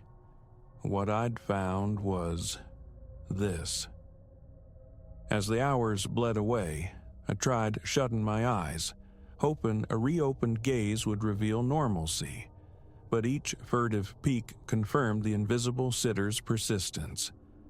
By the time dawn painted the sky in bruised grays, the rain had eased, leaving the air thick with the smell of sodden foliage. My eyes felt abrasive, raw. I stood, stretching a spine rigid with tension, resolved. The damn chair had to go. Not donated, not sold. Ejected into the mire, left to succumb to the elements. I marched towards the front door, stockinged feet whispering on the floorboards. Seizing the knob, I twisted. Immovable. Strange. The deadbolt wasn't engaged. I threw my weight against it, shoulder first. Futile. The kitchen door yielded the same result, stuck fast. The windows, perpetually sealed by age and paint, now resisted even the notion of opening, their hinges seemingly fused.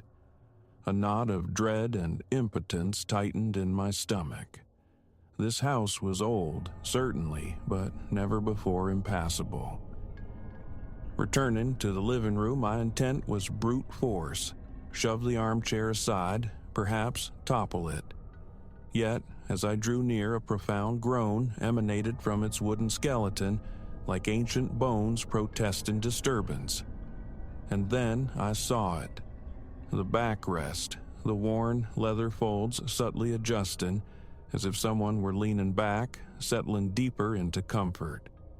Simultaneously, an icy touch, like disembodied fingertips, grazed my left shoulder. I recoiled violently, spinning to face empty air, my own ragged breath the only sound. Sitting again was unthinkable. I paced, arms clamped tightly across my chest, jaw aching from the tension. Weak morning light filtered through the rain-streaked panes, casting a jaundiced pall over the room. My eyes caught a small stain on the floorboards near the chair's feet, previously unnoticed. Kneeling, I touched it. The wood felt unnaturally cold. Rubbing my fingers together left a faint, greasy residue. Wiping them on my jeans, revulsion and fear coiled within me. Information. I needed context. Perhaps Silas's effects held a clue. Boxes languished in the storage closet. I delved into them, sifting through brittle receipts, letters, faded photographs. Nothing explicitly about the chair until one image, the living room, decades past. The same armchair occupied the exact same space. A man sat within it, his features obscured by time and poor focus, yet conveying a stern countenance, a rigid posture. On the reverse, in Silas's spidery script, "Don't move it, ever." A tremor traced my spine. From the hallway's relative safety, I peered at the chair. I could see the crest of its backrest, utterly still, yet profoundly occupied. The house uttered a creak, as if in wry commentary. "Don't move it." The phrase echoed. Had Silas known? Was this legacy intentional? My fists clenched, heart hammering. The odor was stronger now. Old hide layered over something acrid, subterranean. By midday, exhaustion gnawed at me. I attempted to rest on the sofa, but each time I settled, the cold presence behind me intensified.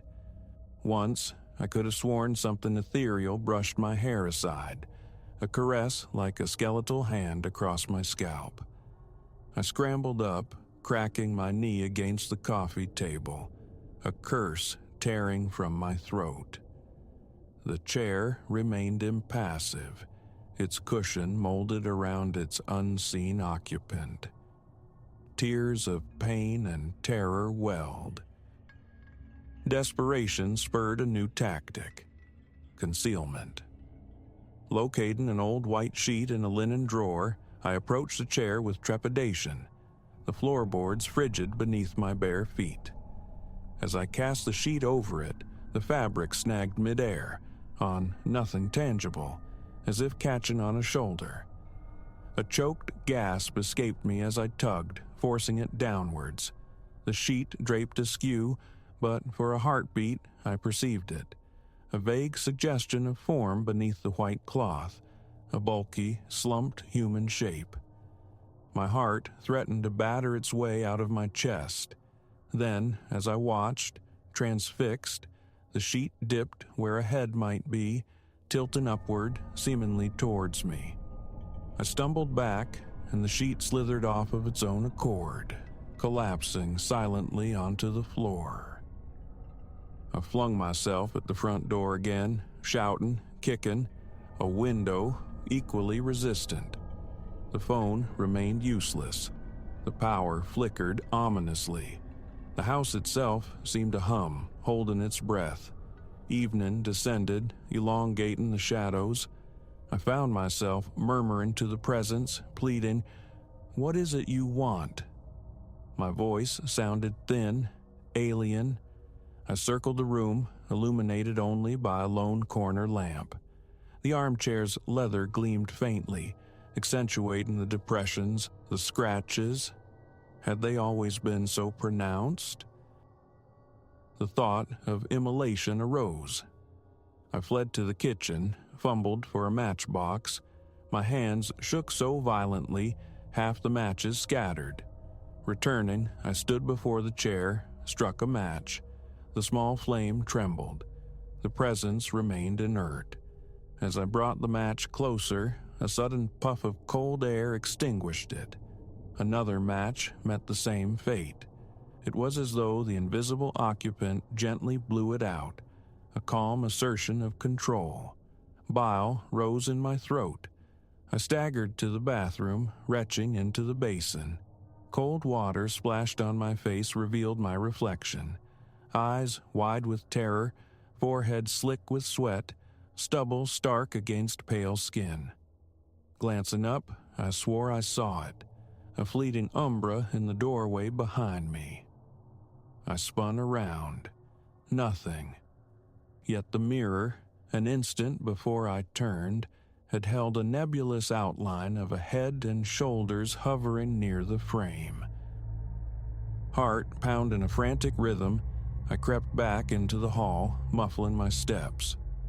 The house felt altered, the walls subtly closing in. In the living room, a change. The armchair had rotated slightly. No longer oriented towards the television, it now angled towards my path.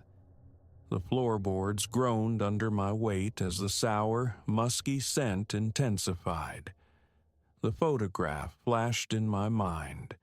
The stern man. Was he anchored here? Trapped? Night fell like a shroud, and the rain resumed its insistent tapping.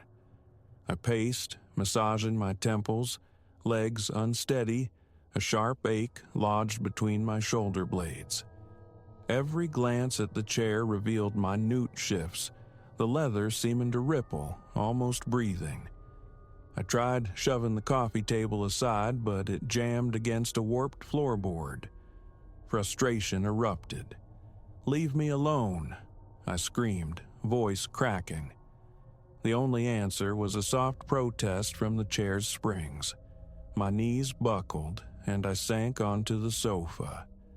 Immediately, a grip, firm and glacial, clamped onto my shoulder. I screamed, lurching away. Nothing tangible. But the pressure left a residual chill that spread, making my muscles twitch. Time warped, stretched thin. My eyelids felt weighted, yet true rest remained elusive. Each drift towards unconsciousness was interrupted by soft, sibilant sounds, like leather whispering arcane secrets. Once, daring a direct look, I caught its likeness in the glass door of the cabinet behind it, a faint silhouette. Within that reflective surface, a suggestion materialized. A head, broad shoulders, hands gripping the armrests. I froze, pulse roaring in my ears. The reflection seemed momentarily sharper, blurred but undeniably there. Looking back at the chair itself revealed only the empty, weighted cushion. Hours crawled by, my thoughts frantic spirals. Escape. Freedom. I even tried shattering a window with a dining chair, but the glass resisted as if it were tempered steel. Turning back, I found the armchair had shifted once more, now almost directly facing me. Its unseen gaze was inescapable. It presided over the room. I felt observed, judged, pinned. Eventually, surrender felt inevitable. The house held me captive. The chair refused release. I collapsed onto the floor, breath hitching, tears stinging my eyes. The storm raged externally. Within, I waged a silent, losing battle. My mind grasped at straws. Feign sleep? Submit? In the agonizing final hours before dawn, I slumped against the wall, body racked with silent tremors. Lifting my head, I glanced one last time at the cabinet door. The silhouette seemed clearer just for an instant. A substantial figure leaning forward, observing me with dark, passive curiosity. I blinked, and it dissolved, leaving only the mundane reflection of the room. Yet that reflection held its own horror. The armchair reflected as vacant, while the actual cushion remained depressed. The mirror mocked me, showing what should be, while I endured what was. Dawn's pallid light seeped through the windows. My lips felt cracked, my throat raw. I tried the front door again. This time, the knob turned freely. The door swung open without protest. Outside, the world appeared deceptively normal.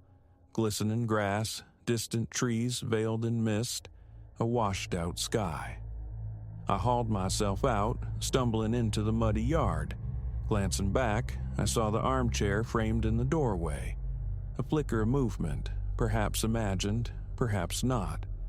I turned away, heart pounding a frantic tattoo against my ribs, and slammed the door shut.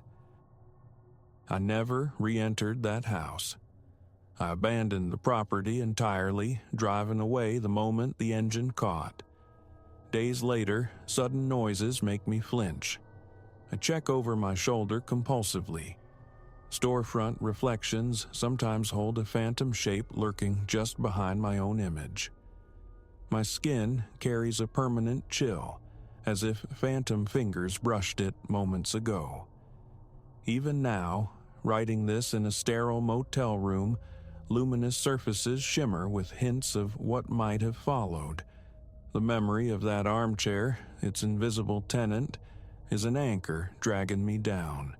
When I close my eyes, I feel the cold pressure on my shoulder, hear the creak of aged leather.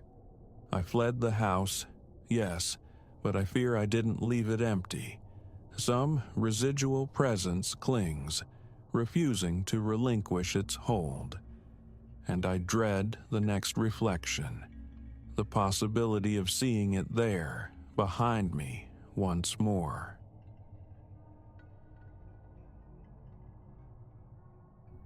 The sound began near midnight, a dry susurrus like brittle leaves skittering across parchment, originating somewhere within the shadowed confines of my bedroom. Yet I, Silas, was utterly alone, awake and watching the hulking silhouette of the inherited armoire loom near the foot of my bed. That particular night remains etched sharp in memory, the first time my own walls felt like a closing trap. The armoire itself, a severe monolith of indeterminate dark timber, had belonged, the solicitor curtly informed me, to a great uncle, Elias Thorne, a man I'd never known, who expired without immediate heirs, leaving his estate, this house, this furniture, to me through some labyrinthine, dust-choked lineage. It accompanied the house, this sentinel cabinet. I'd been inhabiting the space barely a week, the air thick with the ghosts of old varnish and the sour breath of neglected carpets. Sleep was a fugitive state. The bedroom, cramped and glacial, held a pervasive dampness that clung like a second skin.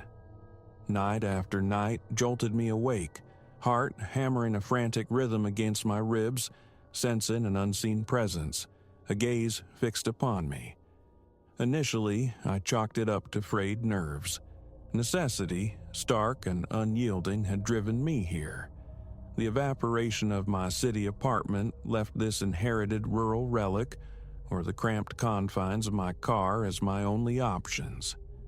So I endured, nursing a thin hope of restoration, perhaps eventual sale. Sometimes the armoire's doors would emit a low groan, untouched. I willed myself to ignore it. Its drawers harbored stacks of antique photographs, portraits mostly, each confined within a stark wooden frame. Visages from a bygone century stared out, men and women clad in somber, archaic attire, their gazes unnervingly direct, devoid of smiles. No children numbered among them. Their eyes held a chill distance. Strangely, not one face sparked recognition. They were absent from the scant family albums I possessed. Perhaps associates of Elias Thorne? He was reputedly a historian, or something adjacent, though details remained elusive. The solicitor had been parsimonious with facts. My second night shattered tranquility again with that papery flutter. Then came the whispers, not words, but a sibilant confluence of voices, urgent and low, like conspirators in a sealed vault. A metallic taste flooded my mouth. I snapped on the bedside lamp, its glow carving the armoire from the gloom. Doors shut. The drawer containing the portraits closed. Hesitantly, I swung my legs out, the floorboards biting cold through my socks. I wrenched open the cabinet doors. All seemed undisturbed, save for one photograph nudged to the forefront. A woman, austere in a high-necked gown. Her eyes seemed sharper, imbued with a fresh disapproval. A strangled chuckle escaped me. Resecuring the doors, I retreated to bed, thoughts churning. Had I simply misremembered the arrangement? Sleep remained elusive, tension knotting my shoulders. By the third or fourth night, patience frayed thin. Each evening became a ritual, verifying the exact placement of every photograph. 11 in total, 10 men, 1 woman, their attire dating them to the cusp of the 20th century. Smiles were uniformly absent. Eye contact with the lens unbroken. Their expressions radiated a rigid defiance, a refusal to be known. That night, midnight summoned the whispers once more. I bolted from bed, yanked the drawer open. The topmost photograph had shifted. The subject, a man distinguished by a formidable mustache, appeared subtly altered, his posture minutely adjusted. His eyes, narrower now, seemed intensely focused upon me. My chest constricted. The sensation of being watched intensified into scrutiny. A new strategy formed. I seized the uppermost portrait, carried it downstairs to the starkly lit kitchen, my breath coming in ragged bursts. With a surge of defiant relief, I thrust it deep into the waste bin, slamming the lid down as if sealing a pact. Returning upstairs, I checked the armoire. Another face now occupied the top position, a different man, yet cast in the same monochrome severity, the same stiff suit. I forced myself back to bed, resolving to deafen myself to the murmurs. Morning, I felt certain, would reveal an empty bin, save for the photograph's crumpled remains. But the bin held only the previous night's coffee grounds. Bewilderment morphed into cold dread. I sprinted upstairs. The discarded photograph rested neatly atop the stack, returned. I stood paralyzed, a clammy sheen breaking out on my forehead. Touching the images, their edges felt ancient, brittle as cremated bone. How? The following day was a frantic exercise in rationalization. Sleepwalking, delusion born of stress. The house was old, my nerves raw. Steeling myself, I removed all 11 photographs, placing them within a cardboard box. I drove to the property's edge, near a thicket of skeletal trees, and ignited a small pyre. I watched the cardboard blacken, watched smoke curl from the charring frames within. The stench, acrid wood, musty paper, assaulted my lungs. Coughing, eyes stinging from the fumes, I retreated. Once only ash and scorched fragments remained, I stomped back towards the house, a grim satisfaction settling. Stepping into the bedroom, however, nausea surged. The armoire drawer hung slightly ajar. Inside, stacked with chilling precision, lay the 11 photographs. And worse, far worse, I saw it now. The faces were no longer strangers. Beneath the period attire, the bone structure, the set of the eyes, the thin contour of the woman's face, they echoed my own features, distorted into aged, severe caricatures. Each pair of eyes glared, accusing me of betrayal. I doubled over, pulse thundering in my ears. Impossible.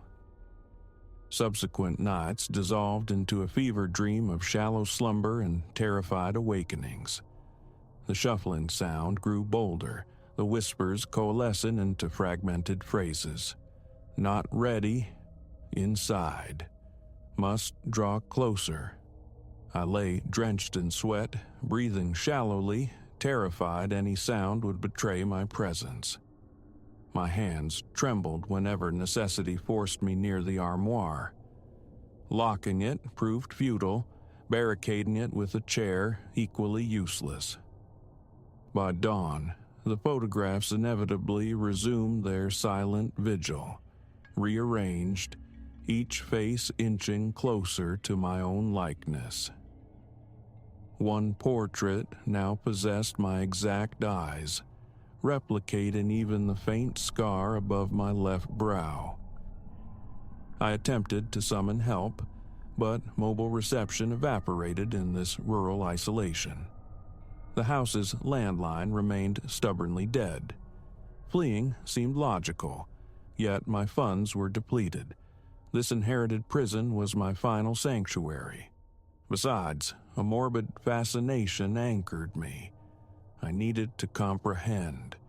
Could prying open the armoire's back panel reveal some mechanism, some hidden journal from Elias Thorne? He'd been a recluse. What obscure obsessions might he have harbored? One leaden afternoon, gathering a fragile courage, I subjected the armoire to intense scrutiny. Behind the main drawer, a hidden compartment yielded. Within lay a folded sheet of parchment, ink faded, script cramped and archaic. Deciphering it was a struggle, but words leapt out. Inheritance, binding, bloodline. It spoke of portraits that claim their own, faces drawn closer as the cycle completes. Reading, every creak of the old house sent shivers down my spine. A phantom draft caressed my neck. I shoved the parchment back, heart hammering. Confirmation. This wasn't random. It was ancestral, predatory, and it wanted me. But how? That night, I fought sleep. Around the witching hour, the first whisper slithered forth. He resists. Another voice, softer.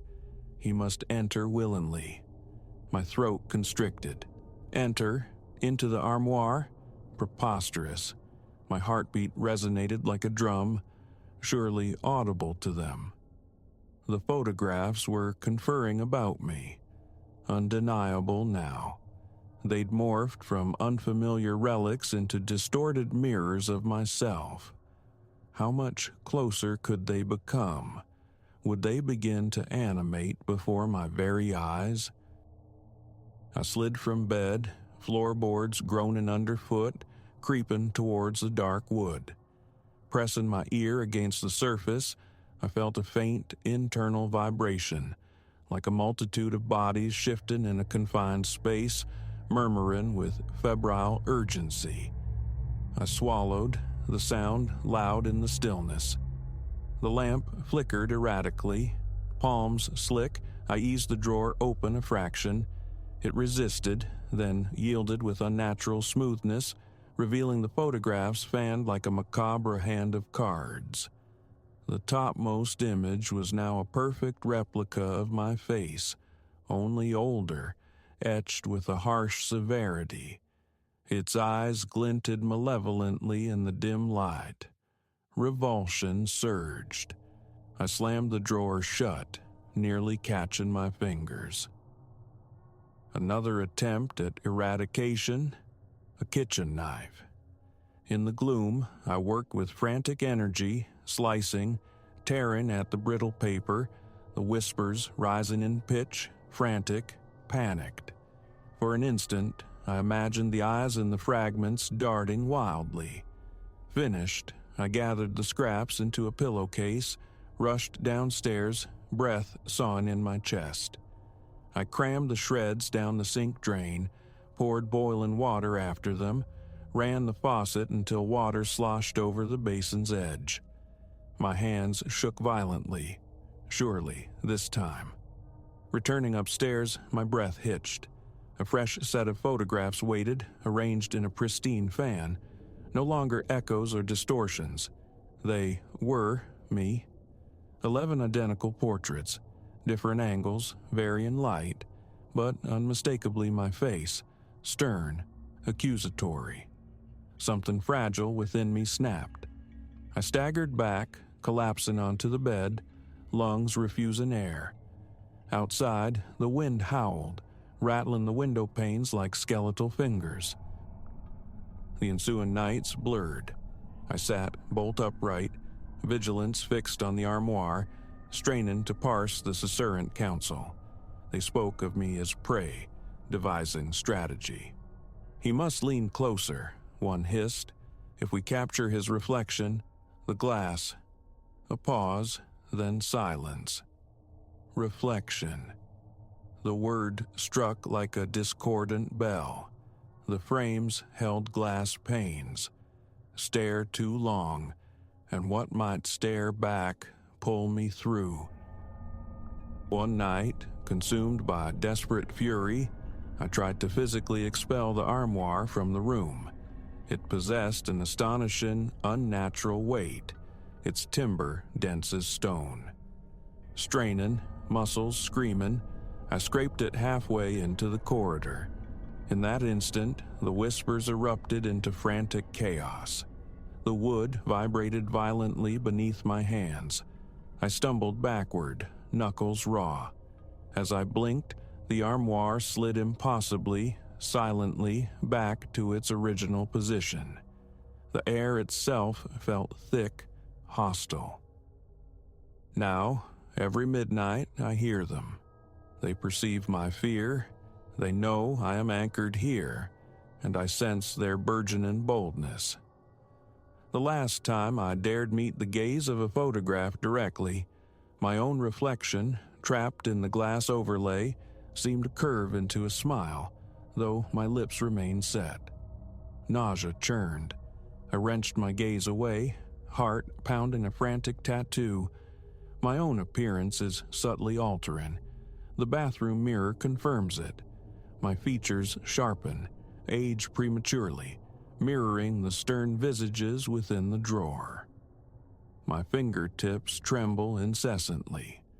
My eyes are acquiring that same hard appraisal I first saw in those century-old portraits. They are inexorably drawing me into their flat, silent world. Tonight, I lie rigid, eyes locked on the armoire's impassive facade. Destruction is impossible. Discarding them, futile, they always return. Trapped within these four walls, funds non-existent, courage eroded, I face the encroaching dark. The whispering intensifies.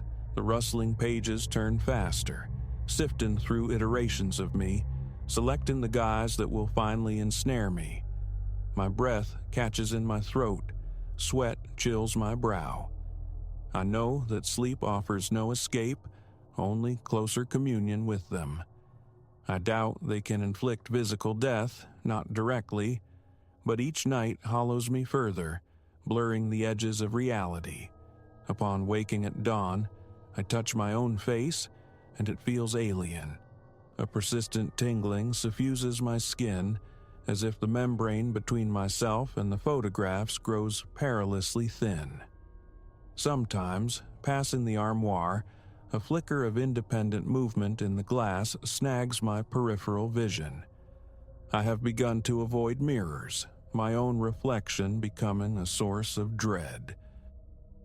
Proof is a phantom I cannot grasp. Who would believe such a narrative? Yet I know. I know what transpires here, and I know I'm losing this silent war. Every midnight I sit captive in the darkness, listening to their patient plotting. They know my isolation, and I am certain, as time bleeds away, they will devise their method. The armoire stands, inert by daylight, but pulsing with spectral life when darkness falls. I feel their collective gaze upon me, sense their chilling disapproval, their insatiable hunger.